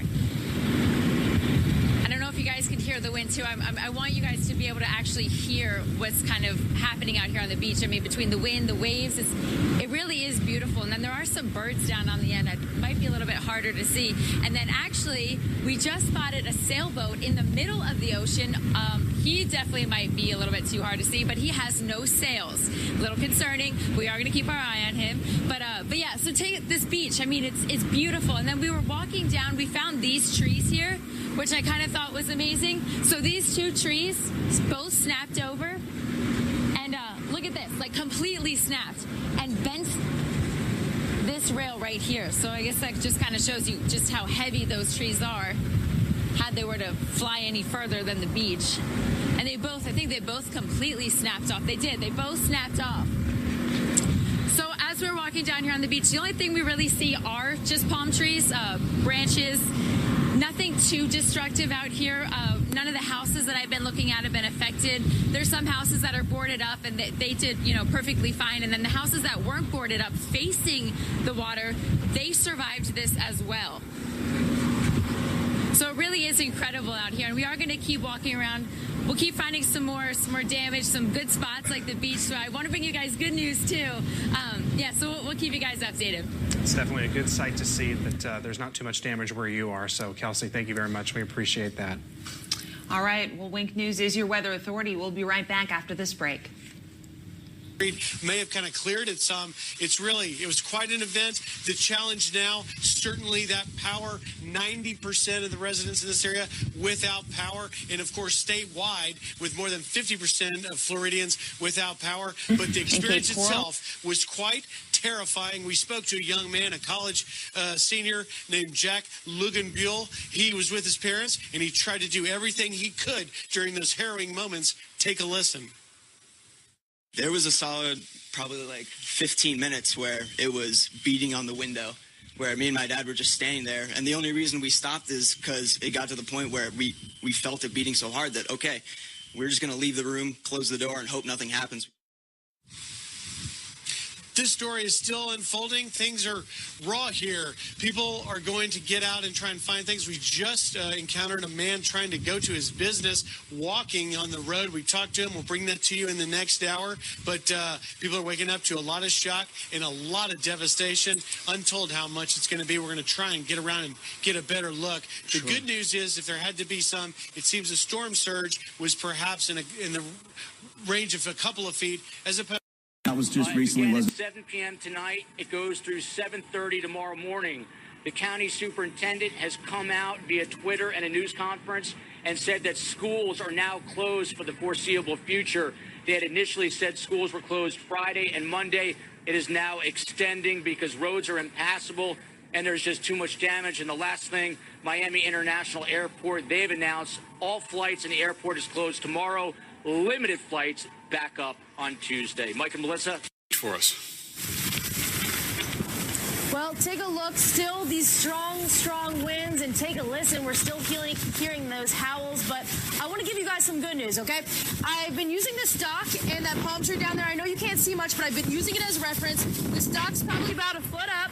That palm tree I've been referencing, that water, the storm surge water has still not crossed it. So this is good news for us. We're still not seeing that surge water come up. Good news for a lot of people who have been asking me, Facebook messaging me, and trying to reach out to get some updates on this. But let's move over here. I want to show you what we're also seeing. We're seeing a lot of debris. This is also why we are under cover here, because look at all those coconuts that have fallen. And take a look up. Those winds are still kicking up, so it's still not safe out there for you guys to head out. Look at that palm tree swaying and bending. Now, I know you can't see much out here, but I do want you to take a look at some video that we shot earlier of those storm surge waters, just so you can see what we were referencing and what we were talking about. In that video, you can see those waves, pretty rocky, pretty rough, very uncommon to see for the Gulf, but we just wanted to show you that so you can see what we were referencing. But again, we'll continue to stay on top of this, on top of those storm surges here on the beach. All right, thank you very much, Taylor. All the way up into some of the seagrass. State. And CNN, Sarah.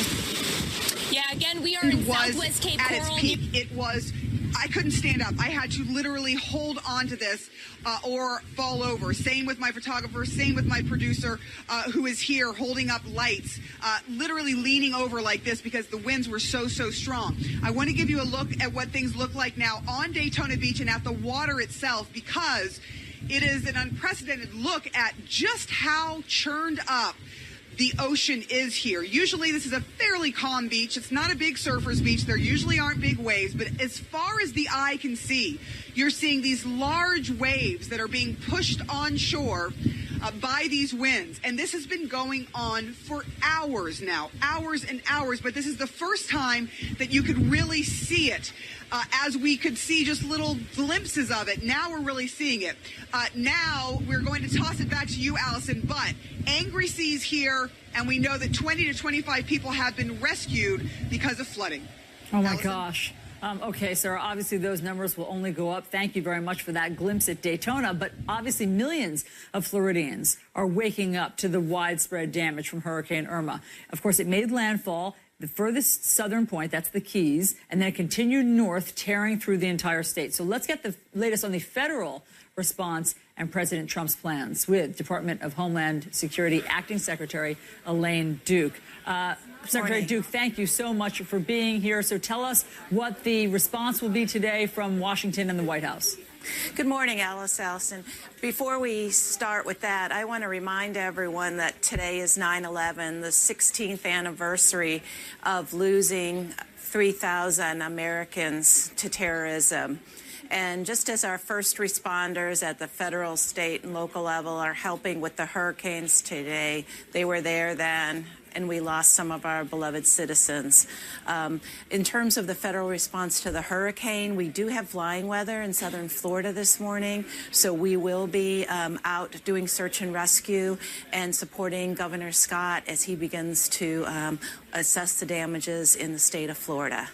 I know that yesterday President Trump said that he planned to go to Florida. Do you know when and what he hopes to do there?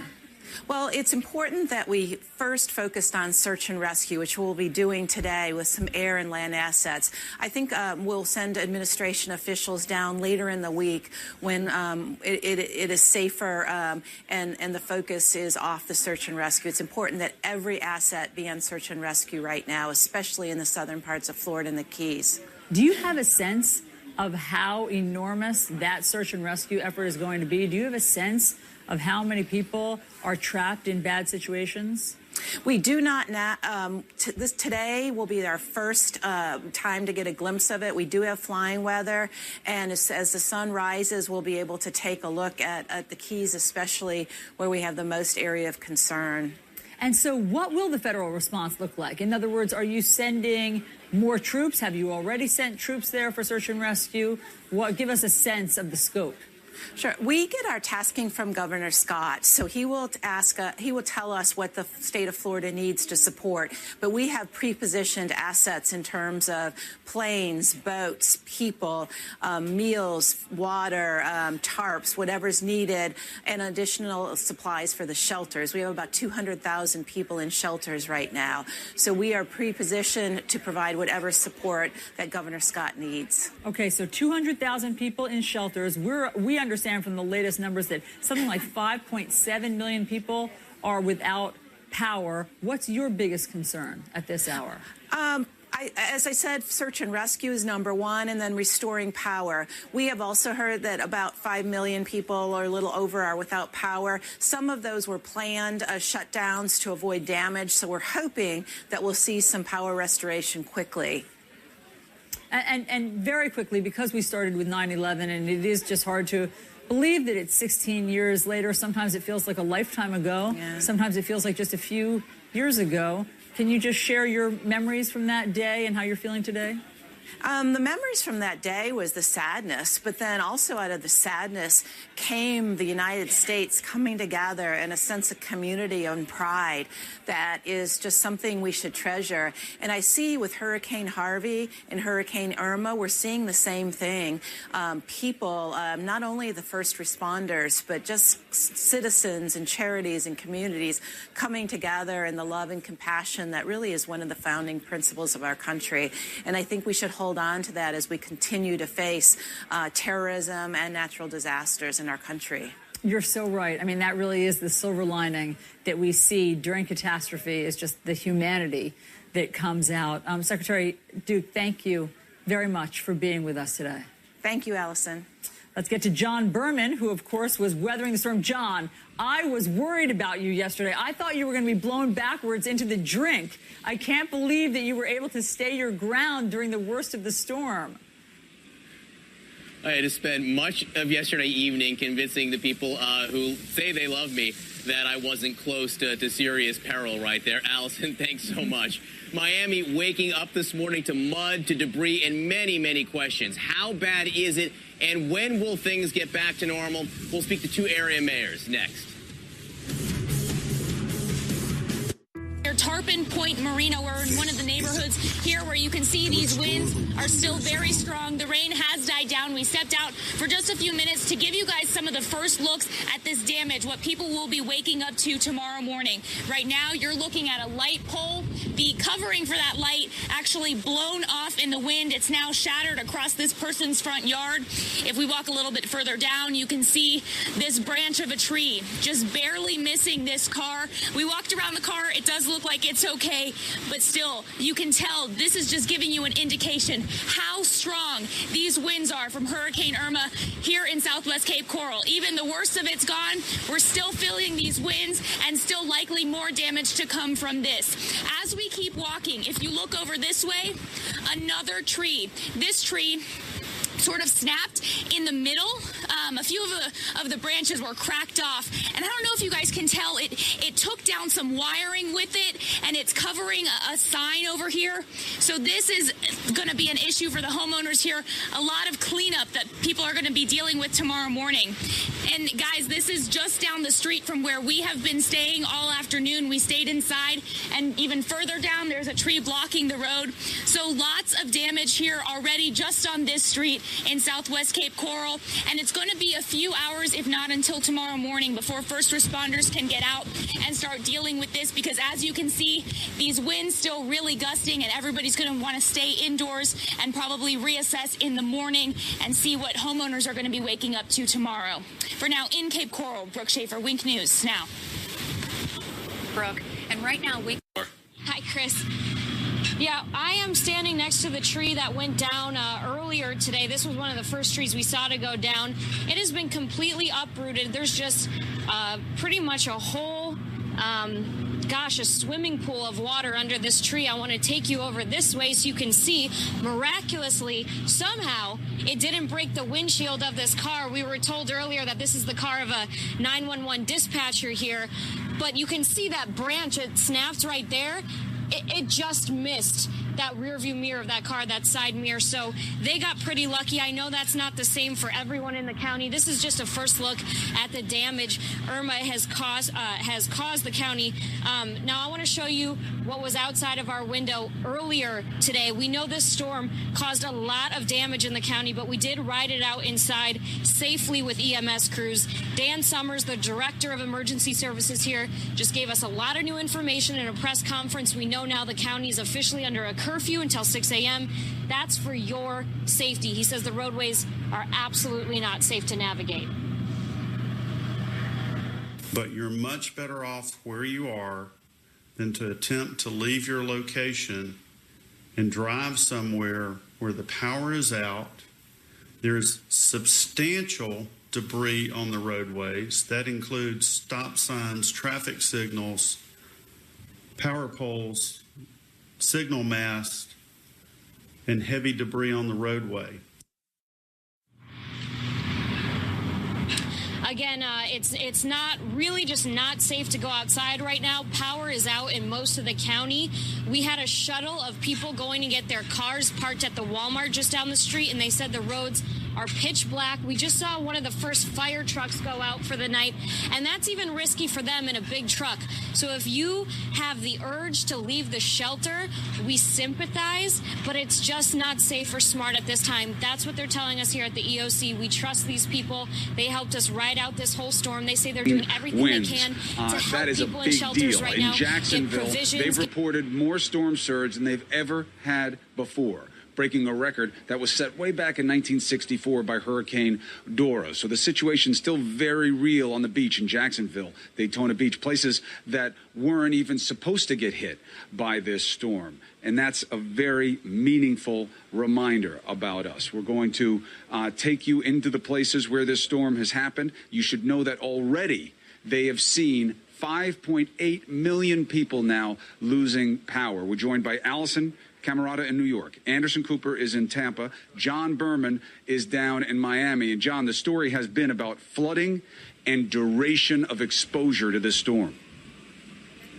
That's right. And this morning, people really are waking up, Chris, and wondering how bad was it and when will things get back to normal. Joining me now, two mayors from the area. The mayor of Miami Beach, Philip Levine, joins me right now. And on the phone is Josh Levy of Hollywood, Florida. Let's start with the nuts and bolts, mayors. You know, first of all, give me the damage assessment in Miami Beach. Well, Miami Beach and Miami, I would say we didn't dodge a bullet. We dodged a cannon. So right now in Miami Beach, we have trees down, we have electrical cables that are down, we have a couple of gas leaks. We have fire rescue, we have our public works, we have crews in there right now clearing out all the roads to make it safe for our residents to return to the Barrier Island. And to be clear, you don't want anyone back until tomorrow. John, we need their patience. If they came back now, they wouldn't be able to drive and it wouldn't be safe for their families. We want to be able to clear it out. We need their patience until tomorrow as fast as possible. And no one on the streets at all. A curfew is still in effect. Curfew's in effect. All right, Mayor Levy, how about to you in Hollywood, Florida? We spoke on the phone yesterday in the heat of the storm. The wind was blowing at 90 miles an hour where I was, where you were. How were things this morning in Hollywood? So similar to Miami Beach, we're in a circumstance where we're still under curfew and that public safety and public works crews and our contractors need to come in there and start clearing roadways. We're a city of 150,000 people, lots of roadways, 30 square miles, almost every power light, traffic signal is out. So there's a variety of hazards out there. We're working at full speed to create the opportunity for people to get to work, but it's going to take a little bit of time. we still have to assess the damage ourselves in order to better direct the public. Mayor Levy, what message do you want to deliver to the people of Hollywood right now? What do they need to know as they sort of walk through this debris, or maybe just look at the debris, hopefully not walk through it just yet? Right. Well, this whole storm has been an exercise in patience, both leading up to the storm and then sitting the storm out, and now for the recovery. I'd like people to continue to be patient. It's going to be stressful for a lot of families to be without power, without being able to keep food, cold. So bear with us. We're working with the power utilities to estimate when we can restore power. There's a conference call of mayors with Florida Power and Light at 1:30 p.m., and we'll update you after that. So, Mayor Levine, you, before this storm hit, called it a nuclear storm. You were warning people, pleading with people to take it very seriously. Miami Beach did not get hit by the eye wall. Are you concerned at all that next time when a storm heads towards Miami like this, they won't believe you? They'll say, look, it was bad, but we wrote it out. It wasn't as bad as, as Levine said it was going to be. No, I don't think so at all, John. We were prepared before the storm. We were prepared now after the storm. And when you were there in Miami Beach and you see the power of those winds, we got some Cat 1 winds and, of course, major tropical storm, and you see the trees that are down, people understand. They saw what happened in Houston. No one wanted to live through that. I think people in Miami Beach came together, prepared. They needed to leave. We, as I said before, we didn't dodge a bullet. We dodged a cannon. And to be clear, the storm surge you were telling me was as high or higher than anything you've ever seen. Absolutely. I think we were about 1.5 feet over king tide. The waters were coming over some of the seawalls. Thank God. In the areas that we actually were spending about $500 million, we raised roads, we put in pumps, we had generators there. They all kicked in. We were able to keep the water back. So that was a very positive eventuality of this disaster. Now, of course, areas of Miami Beach where we have not improved yet, we saw there was some slight flooding, but overall, when it came to flooding, when it came to storm surge, Miami Beach weathered this fantastic. That's fantastic news. Mayor Levy, up in Hollywood, people are wondering about the airports. They're wondering about the airport here in Miami, closed today. Not sure if it will open tomorrow. You have the Fort Lauderdale airport up by where you are. Any word yet on operations there? No, we have an 8:30 a.m. Conference call for emergency managers in Broward County. We'll get an update on the airport at that time. But same as the municipalities, the airport will want to make sure that the facilities for the aircraft and for the passengers are safe before they get people to come in. Certainly not before the curfew is lifted and things get assessed back to order. But real quick about the flooding that Mayor Levine mentioned, for us in Hollywood, we have not yet undertaken such a large project like Miami Beach has done to be the leader in mitigation for sea level rise and tidal flooding issues. This storm in Hollywood hit right at high tide around after 1 p.m. And so we had pretty severe tidal surge flooding into our residential areas, into homes, into business areas, and then running over the beach. So we've got a lot of cleanup to do. All right, Mayor Josh Levy up in Hollywood. Great to hear your voice. Philip Levine, mayor of Miami Beach, great to see you after everything we discussed leading up to and what you went through yesterday. It's nice to see you in person here, so thanks very much. Thank you for your great coverage. I appreciate it. Chris, back to you in Naples. All right, Irma has been bad, worse than expected in places, better in others. But on this day especially, we should remember, no matter how bad it gets, we have made it through much, much, much worse. This today, obviously, 9/11. And at 8:46, we're going to stop for a moment of silence. What we're seeing right now is the vice president getting ready to board Air Force Two. He's on his way to Shanksville, Pennsylvania. We'll remember the role that the brave people played on the plane over Shanksville. So the vice president is doing his duty of helping people remember, or as we say, never forget. We're going to take a break now. When we come back, what's going on there? We'll take you through what Hurricane Irma is doing right now. We're still dealing with tropical force winds and pounding rain here. We are in high tide. The water behind me inching closer, but as you can see, we have not witnessed, and we're probably not going to see any catastrophic storm surge here, which is excellent news for people in this area. This was a part of the mandatory evacuation zone. we've been here now for about 24 hours and very little humans in sight. People abided by the evacuation. In fact, one of the fire chiefs here is saying that people evacuated so well they were able to do a second sweep in this area. So this place is practically a ghost town. Janice was mentioning those onshore winds, and we are definitely feeling them right now. The water inching closer to the land, but it looks like we're just not going to see any terrible flooding. Sun is coming up here, so we're not able to totally survey the damage in this area, but the manager of the hotel that we're staying at sent us some pictures and says there's a Howard Johnson Inn nearby that lost some, if not all, of its roof. Tens of thousands of people in this area without power right now. One of the utility companies in the Tampa Bay area said they had to halt their services to restore power overnight because it was just too dangerous for their guys to be out. And the same thing with fire and police. They say that once the winds hit 40 miles an hour, which we hit that yesterday, they can't send their officers into the streets to rescue people because it's just too dangerous. The fire chief saying one of the hardest things, the most difficult thing for him is to tell his guys you can't go out and do your job that you're trained to do because it's just too dangerous. So for people in this area who did not heed the evacuation warnings, the mayor and fire and police warning you to stay inside even though the sun is coming up. Don't step outside right now. This is some of the strongest winds we have seen since we've been here. Janice was mentioning those onshore winds, and that's what we're seeing right now here in St. Pete. Back to you guys in New York. All right, Matt, thank you very much. Let's go to the other side of the state right now, our affiliate WFOS. A reporter is doing a live shot right now. I think we're going to listen in for just a moment in Jacksonville. Downtown Jacksonville that we see as of right now. Now, one of the things we do know is because of the storm surge, it is truly at a record high, and it's something that has beat Hurricane Dora, which was in 1964.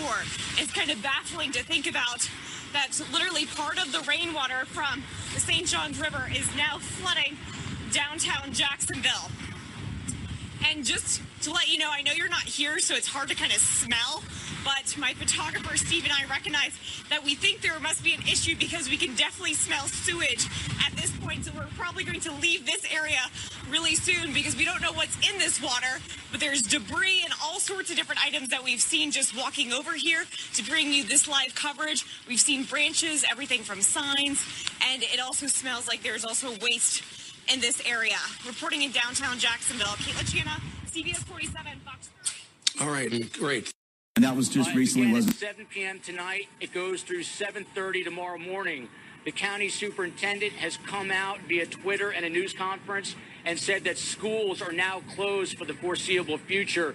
They had initially said schools were closed Friday and Monday. In front of you, it looked like you had cars like this. People have been coming out from shelters just to survey the damage. Take a look. This is what streets are looking like when they come see it. Just impassable. This is what is happening in all the suburbs, really, along Miami-Dade, Broward, Palm Beach County. 58% of the state without power. 58% of its residents without power this morning. Just astounding. And really, Miami may not have been as hard hit or close to the eye, but we got hit hard, despite the fact that the eye did not go through here. Again, we had power lines down, water 3 feet high in Brickell Avenue in downtown, cranes collapsing, at least 2 in Miami and another in Fort Lauderdale.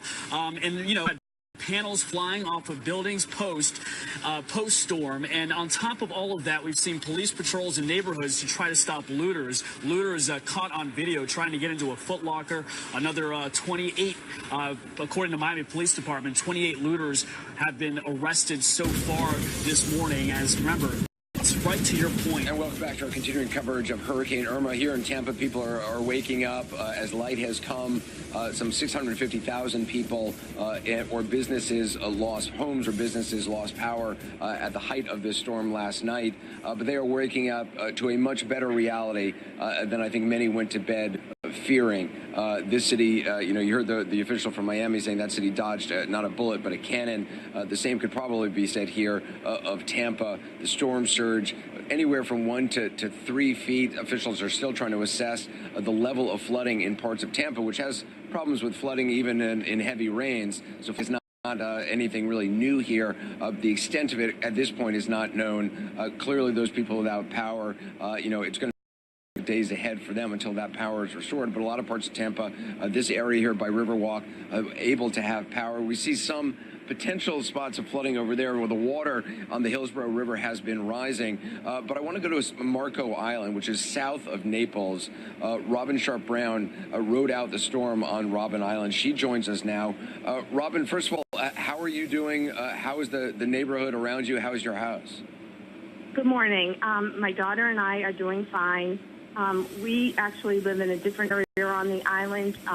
We're further above sea level, but we were afraid with the winds coming in, so we moved to my mother's condo down by the river, which had just been redone with new windows and hurricane shutters. So we came down here, and the building, a building has had some very bad structural damage.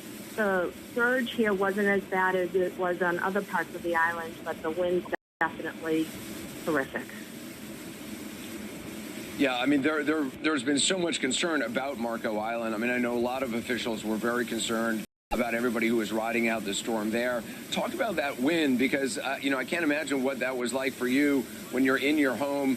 Did you lose power? And, we had our cameras up, Chris Cuomo in Naples, which is north of Marco Island. I mean, that wind was just incredible, 140-mile-hour gusts at times. Yeah, it was awful. We went to an interior room and sat it out, but we could hear glass shattering everywhere. And after today going downstairs and looking around, I mean, it wasn't just glass, it was concrete moving, boulders over, like walls gone, and lanais blown out. It's awful. It's like a war zone here, and I don't know how our home is. My husband's a police officer on the island, so he's been bunkered up at the Marriott, and he's trying to get out today to find out how our home is. But yeah, the winds were awful, and they went on forever, it seemed like. We finally got into the eye of the storm and had a relief, and then I was dreading the second wall. And luckily enough, it seemed to have broke. Well, maybe the angle that we were at on the river, we didn't get the winds as bad than the second wall. Robin, we talk so much about the first responders and the difficult job that they have, particularly, when power is out at the height of the storm, whether they can make rescues or not. To talk to you, we get the other side of that story, which is the families that they leave behind, who are left, while your husband is out there working and in position. You're there to deal with the situation. What's it like now? I mean, I assume are you without power now? Yep, we're without power and water. I did speak to him this morning, and he said the first thing they're trying to get on right now is the water, and then they'll work on the power. I guess the crews are in place to do that right now. I don't know how many people they had to rescue, in all honesty. I know there was at least a couple of families. One family we heard about was in their house and they lost their roof, and they had to be rescued. But I think they were able to get out during the eye of the storm and get to safety. So, but I'm sorry, I don't know about any other responses that they did. Well, listen, Robin, we're just glad that you're doing okay, and obviously we're going to continue to check in with you. Anything we can do, please let us know. Robin, I really appreciate your time, and please give our best to your husband and thank him for all that he is doing, and all the first responders, really all throughout the state of Florida. I mean, the response has been extraordinary. We've been talking to law enforcement, fire officials all night long, who are up just around the clock assessing damage, and that is what they're doing. We're seeing a lot of police cars in Tampa now. Our coverage continues of Hurricane Irma. This is CNN Breaking News. Hurricane Irma still in full effect, still hitting parts of Florida. A Category 1 hurricane now, sustained winds of 75 miles an hour. Gusts are higher in places. Jacksonville, Orlando, Daytona Beach, places that were supposed to see nothing or very little getting hit and hit hard. Jacksonville reporting that it's had more storm surge than ever. A historic mark since 1964, Hurricane Dora. That is the wrong kind of history. 5.8 million people at least without power in Florida, and we don't know for how long. Over 6 million evacuated, over 150,000 still in shelters. So this story still very, very far from over. And yet, as bad as Irma gets, today of all days is a day to remember that we have gotten through much, much, much worse together. Of course, today is 9/11, and the president is going to be stopping to have a moment of silence at 8:46 when that first plane struck one of the Twin Towers. So it is a day to never forget and give us some perspective on what we can get through together. We have John Berman in Miami, Anderson Cooper in Tampa Bay, and Allison, of course, in New York. So, John, the story for you of the storm was that Miami was one of the places that was supposed to get a pass, not in the least, and not for the longest time. Yeah, Chris, I really can't believe the breadth of this storm. It's hard to wrap your head around the fact that it affected all Florida. It's like election night where you hear from every county and every city in Florida because each and every one of them matters. You know, we had the storm surge here, 6 feet flooding this street, Brickell Ave, where I am right now. We had 100-mile-an-hour winds, a Category 1 storm here in Miami, but it hit for hours and hours and hours. And that's just part of the story. You know, 1 million people without power in Miami day to day. That would be a giant story in and of itself, yet that's only a small slice because we have you in Naples. We have the storm hitting up in Jacksonville and Gainesville and up in Tampa where Anderson is. And Anderson, you know, in a way, Tampa was one of the biggest fears yesterday as that storm moved up the west because that storm surge could have been so devastating. Yeah, and, you know, it was a very different story. They were not what they were anticipating 48 hours ago when they thought this was going to be mostly an East Coast event. Tampa suddenly got the alert that this storm had moved to the west and was coming directly toward Tampa. So there was a lot of concern here, as you said, not only about the hurricane force winds that they were expecting could get as high as 130 miles an hour. Thankfully, that did not happen. They did get hurricane force winds, of course, but not to that height. But the concerns about the storm surge, we're still waiting for reports of flooding in the Tampa Bay area. We're talking about Clearwater, St. Petersburg, Tampa as well. There is often flooding here, some 650,000 homes and businesses without power. But you can see just from the river, and we're watching this very closely because it does seem to still be rising a little bit here. It has not topped the banks over there. That's one of the markers that we've been watching. But, you know, when the water was moving out, during the early part of the storm, in that counterclockwise movement of the storm, when it was really hitting you badly, John, the winds were sucking all this water out. It had dropped about 10 feet or so, so all that water has filled back in now, but we're still waiting for reports of flooding. Definitely seeing police vehicles moving around. They're trying to assess the damage. There's still a lot to learn about what has happened here, and folks are just waking up, obviously. There's still bands of rain, bands of light wind, nothing severe, just kind of irritating, unpleasant, particularly for those people, John, who have lost power.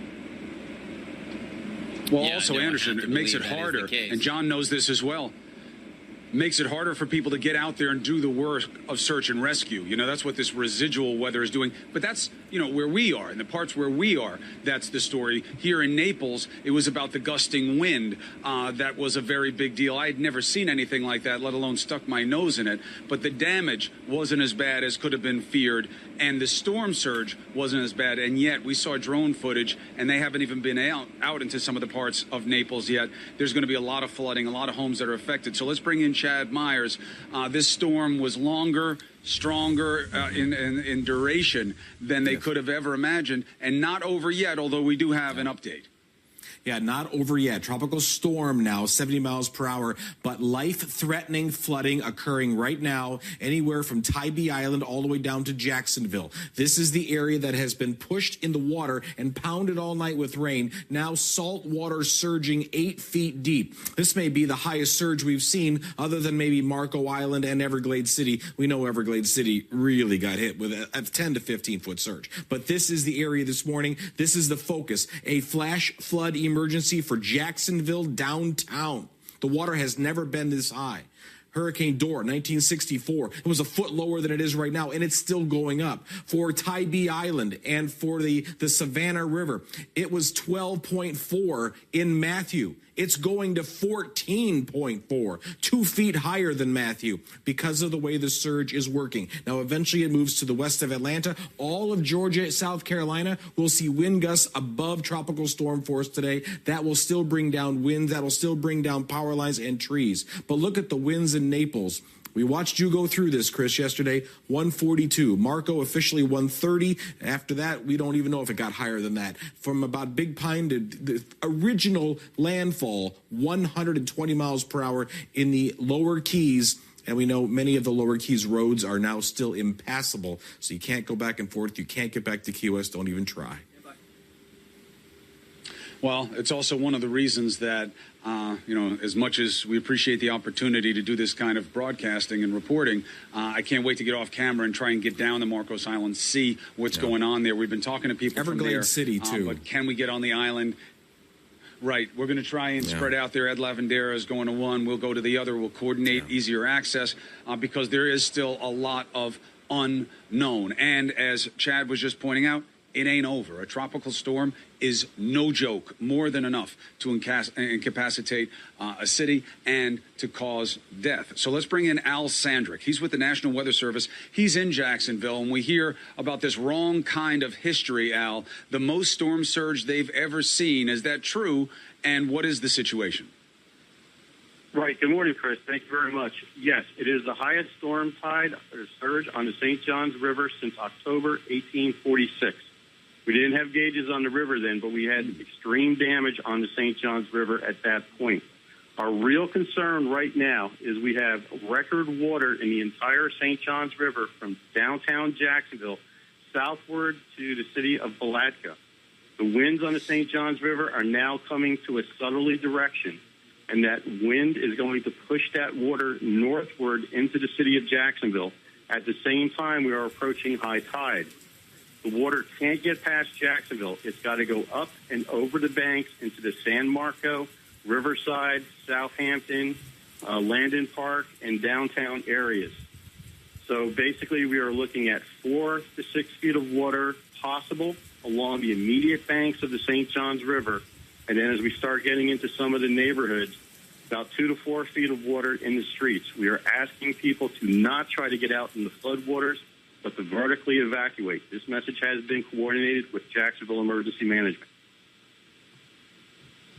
Vertically evacuate. Tell us what that means and tell us why people need to stay out of that water. They'll hear 2 to 4 feet and say, well, I can handle that.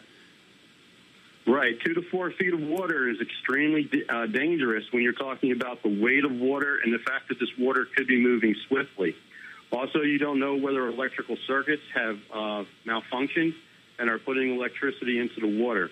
So what we prefer people to do is to get as high as they possibly can in their homes. If they have a second story, go to your second story and stay there. But this will be, or already is, a storm tide of record in that area, and it's going to get worse as the winds blow from the south.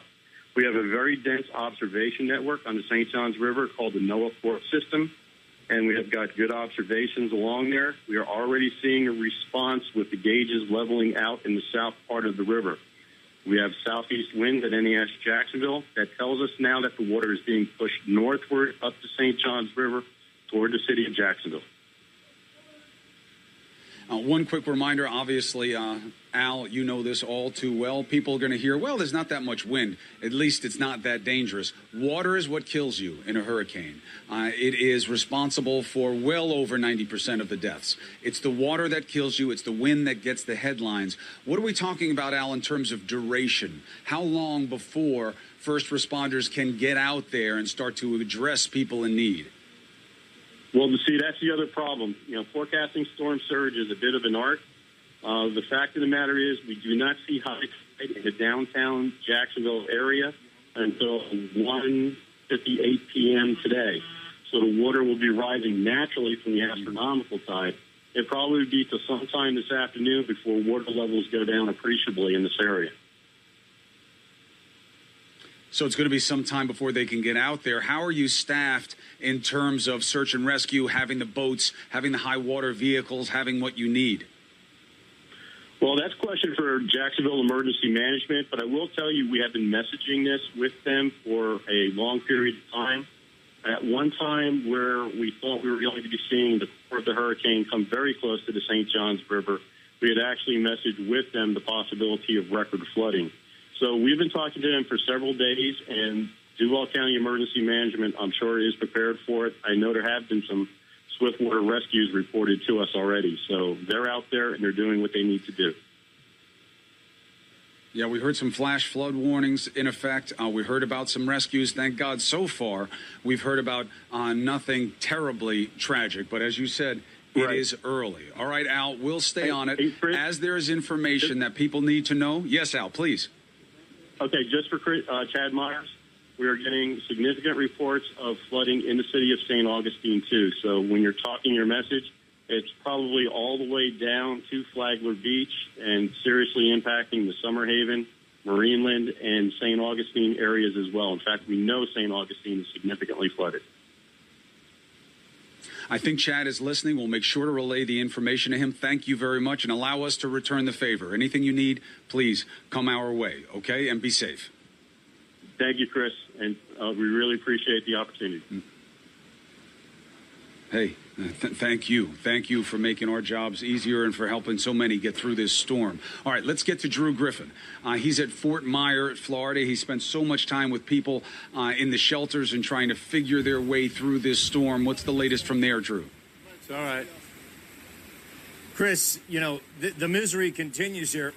This is the roadway that people are trying to get out of the shelter now. Several of them have stalled where the road dips down. We had to come in a few different ways just trying to get to this shelter because so many people's cars have been stalled as they try to evacuate. They spent the night here. Hey, can you talk to us for a second? How was that night? We're on live TV, so let's keep it clean. It was not pleasant. The whole thing hasn't been pleasant. Power went out? Yeah, that was no big deal. Roof leaked? But when you got here, they weren't ready. People stood out there for 5.5 hours in the heat. Some people passed out. They couldn't get in. Was it frightening at night when the storm was coming through, or did you feel safe? I felt safe. A lot of them were upset, and no one was talking to you. You know, the place was clanging and banging, and stuff was flopping around outside. And you didn't hear anyone saying, you know, it's just shutters or yada, yada. There was never any updates. Yeah. Scary. Would you do it again, though? I mean, you lived through it.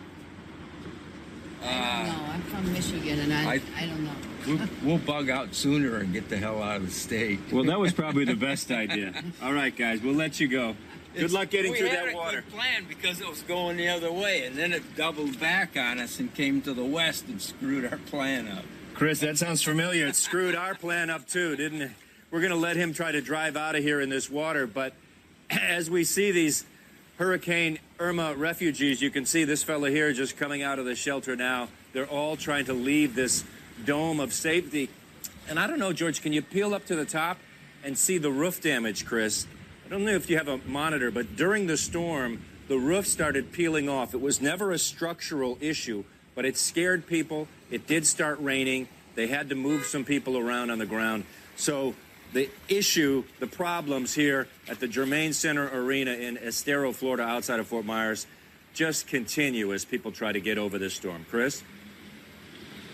The loss of power, the not knowing what was going on, feeding the frustration, and now the anxiety of wanting to get home, and maybe water in places won't let you and can be very dangerous if you persist. So we'll keep an eye on it, Drew. Thank you very much. John Berman, back to you in Miami. All right, thanks so much, Chris. We just had a welcome sight here in Miami. We had a caravan of utility crews and tree cleanup crews drive by just about 30 seconds ago.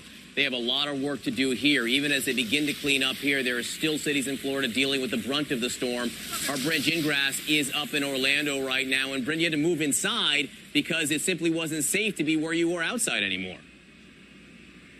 Yeah, that's right, John. I mean, where we were standing, our live position was behind some concrete barriers of our hotel, but above them was awnings. We had street lamps, and we had even the sign of this hotel that came crashing down really during our last live shot. So we just wanted to play it safe for this hit and talk to you from inside as you're seeing the wind blowing outside our windows. But it is subsiding a little bit, so much so that I am seeing a lot of emergency vehicles actually get out and about and try to respond to any calls that they're getting. I do know from Orange County Fire and Rescue that they have rescued more than 100 people within 1 hour from this area. So it definitely got some flooding and some major issues in this Orlando area, even though we're not by any of the coasts.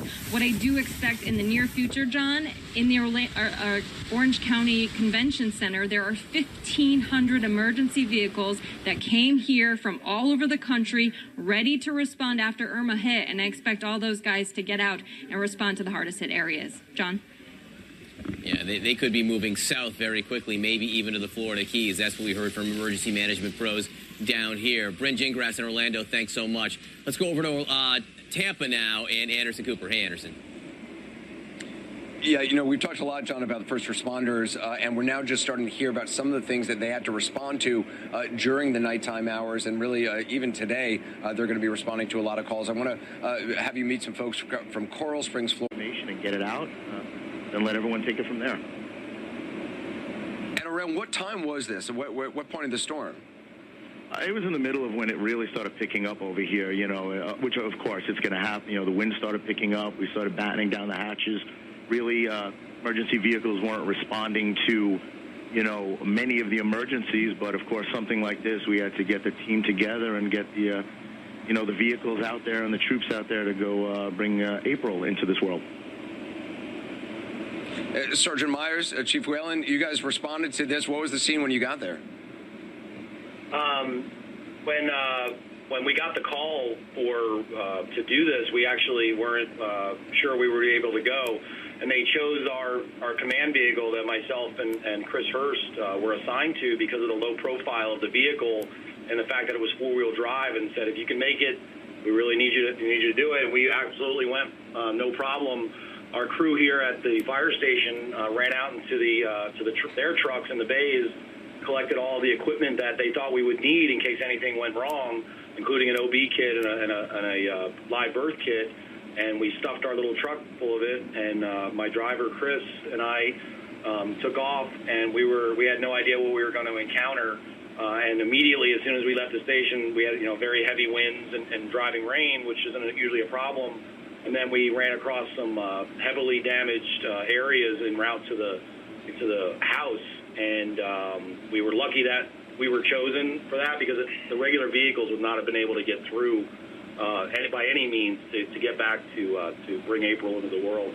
So we were able to get back there using our four-wheel drive and driving over some big trees. And my driver, Chris, was instrumental in that, because I'm not sure I would have been able to do it, but he got us there, and we were able to go inside and do what we needed to do. How long were you actually there? And I mean, had the baby actually been born then, or did you actually help in the delivery? I'll let Chris, my driver, talk about that. When we arrived, the baby had come out at that time. She was holding on the stomach of her. The baby wasn't presenting very well at first. Once we got the baby wiped off and cleaned up and put her in a blanket, gave her some oxygen and stimulated her a little bit, and she came right around. After about 2 minutes, she pinked up real nice. Nice, beautiful little baby girl. That's just got to be such an extraordinary experience for you all. I mean, from Baloo, from getting the call to you guys who were able to respond to in the midst of this potential tragedy to help bring a new life into the world. It's got to be an extraordinary feeling. Most important was the Coral Springs Police Department with the Bearcat. They had an armored vehicle that we actually put the baby into and the mother. We could have not put her in a pickup truck by all means, so the SWAT truck came and helped us. We put her on the backboard, and that was very instrumental in getting the patients to the hospital. It's quite a drive for the hospital for a little baby to be in an armored vehicle. Quite a safe ride. Gentlemen, thank you all for what you did. I'm sure those parents are incredibly thankful, and you'll probably want to be meeting that little girl again soon. Appreciate your time and appreciate all your efforts from everybody in Coral Springs. Let's go back to Allison. Thanks, Anderson. Anderson, God bless those folks for helping people weather this storm, even in emergencies. Thank you very much, Anderson. We'll be back with you momentarily. So Irma has knocked out power to close to 6 million people in Florida. What is next for them? We have an update from Florida Power and Light next.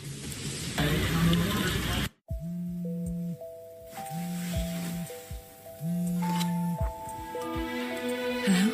No one asks us to go. Not friends. Not family. Hello. Not friends. Not family. Hello. Not friends. Not family. Hello.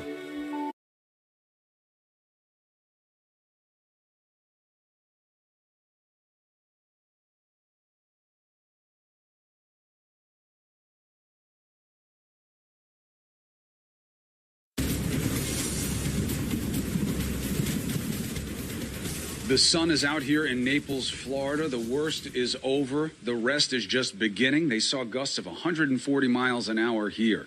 But the storm is not done punishing this state. Let's get to Sarah Seidner, Daytona Beach. What's the latest? I can tell you again, winds died down, but now the winds have shifted. And so before they were coming right at us, right off of the beach. I want to show you what it looks like on Daytona Beach. Right now, we are still getting gusts of wind, but it has slowed down significantly from what it was earlier today. At 4 a.m., around 4:20, we got hit with the strongest winds that this town has seen in many, many, many years. I want to let you see the moment at around 2 a.m. when those squalls started coming in from the eye. It's the strongest winds that we have seen since we have been here on the beach throughout this entire event. Irma's winds are slapping this beach area really, really hard. I'm having a hard time even talking to you because the wind is pushing on my face so hard. There's a very strong concrete wall just below me, and we are standing on the floor of the Hilton Hotel here as the gusts just blast away at Daytona Beach. My face looked like Stretch Armstrong there. I mean, it was absolutely difficult to talk and stand up. I want to give you a quick look, Chris, behind me. You're seeing some of those folks who are going to be jumping in those vehicles there. And as soon as this wind passes, they are going to go out and try to help restore power to the millions of people. There's an unprecedented number of people without power and an unprecedented number of workers ready to take care of that. Chris? I'll take it, Sarah. Sarah, my hat is off to you. I don't know how you kept your composure and were able to speak in coherent sentences during that force of wind hitting you. That was remarkable reporting. We're all glad that you are safe this morning. To continue reporting for us, we'll check back with you. Meanwhile, Irma has left millions of Floridians in the dark. The hurricane has, though, been downgraded to a tropical storm. Joining us now is Rob Gould. He's the VP and Chief Communications Officer for Florida Power and Light. Mr. Gould, thank you very much for taking the time to talk to us. I know you have a busy day. Do you have any sense of how much of that state of Florida is in the dark this morning? Well, it's a large part that's in the dark. We extend from the Georgia border all the way down just north of the Keys, and we come around toward Tampa. And we've got about 3.6 million customers right now that are without their power. If there's any solace, our automation, the $3 billion that we've invested over the past 10 years, has gotten about 1 million customers, close to 1 million, back on in the past 24 hours since the storm started. But that's not good enough for the people that are without power. It is a massive storm, and regardless of all those investments, this storm took a toll on our system. Yeah, for sure. And we should tell people, I mean, you're obviously not the only power and light company in Florida. You're a big one, but there are something like, I mean, at last estimate that we got, 5.8 million people without power. So you have the lion's share of that, but not all of them. So lots and lots of people are suffering. As we understand it, the hardest hit area was on the west coast, and it's going to take more than just a simple sort of flip of a switch to give people their power back. Tell us about what's involved in rebuilding. Yeah, we've pre-positioned the largest force, not just in our company's history, but really in U.S. history. We have 17,000 restoration workers poised in the territory, ready to go. Challenge has been waiting for the wind to subside because our bucket trucks can't fly in wind that's 35 miles an hour or greater. As we see the weather subside, we will collapse like a military operation from the north to the south and into the west. What we're fearing that we're going to see is on the west coast a rebuild effort, given the devastation that we're anticipating seeing. That could take weeks, if not longer. On the east coast of our territory, and frankly, we've been seeing greater impacts, as you've just shown, in the north. Daytona Beach, St. Augustine, Flagler County, all those areas are taking a beating as well. And so we have basically our entire service territory under attack from Irma. So we're going to be aggressive with it, but this is not going to be a very quick restoration for sure. Understood. And that is certainly good information for all of our viewers to share with their relatives there. This is going to require a lot of patience. Rob Gould, thank you very much for updating us from Florida Power and Light. So, Chris, there you hear it. It's going to take a long time for people whose infrastructure has been knocked out by Irma. Yeah, one of the power guys here told me last night, I said, how long, what do you think it's going to take you? And he said, days, period, weeks, period, months, question mark. That's what he said. And now, in many places, they still can't even begin that work, Allison. So it is a tall task to say the least. Now, today is a day to remember tall tasks, though. This is 9/11. The President of the United States is going to remember when that first plane hit one of the World Trade Center towers at 8:46 a.m. And we will never forget, and it is a message to all of us that no matter how bad Irma is, we can get through it together. The storm is still real, it's still hitting, and after the break, we'll show you the latest.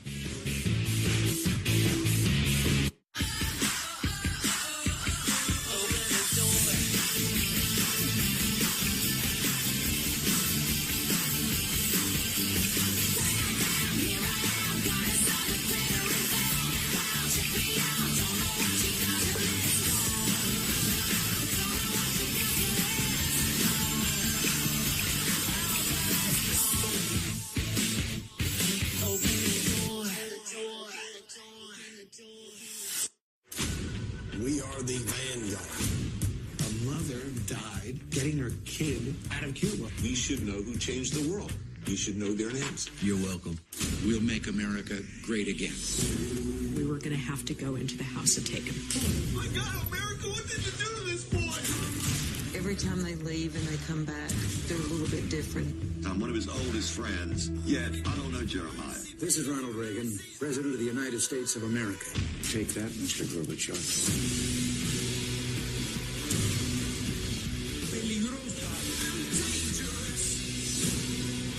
You had the weight of the nation on your shoulders. If anything is worth doing, it's worth doing in style and on your own terms, and nobody else's.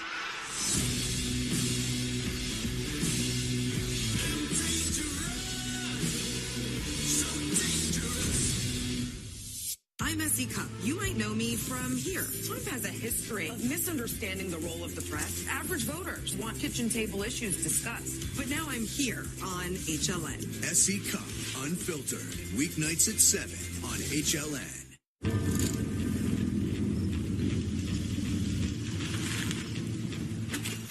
I've hitched a ride with outlaws, gathered with Satanists in their temple, and fired a few rounds with an armed militia. But this is my most revealing season yet. This is life. New season starts Sunday, October 1st on CNN. Spying is universal. Spying is universal. The United States is the prime target. United States is the prime target. Spying is universal. The United States is the prime target. Spying is universal. The United States is the prime target. Spying is universal. The United States is the prime target. Spying is universal. The United States is the prime target.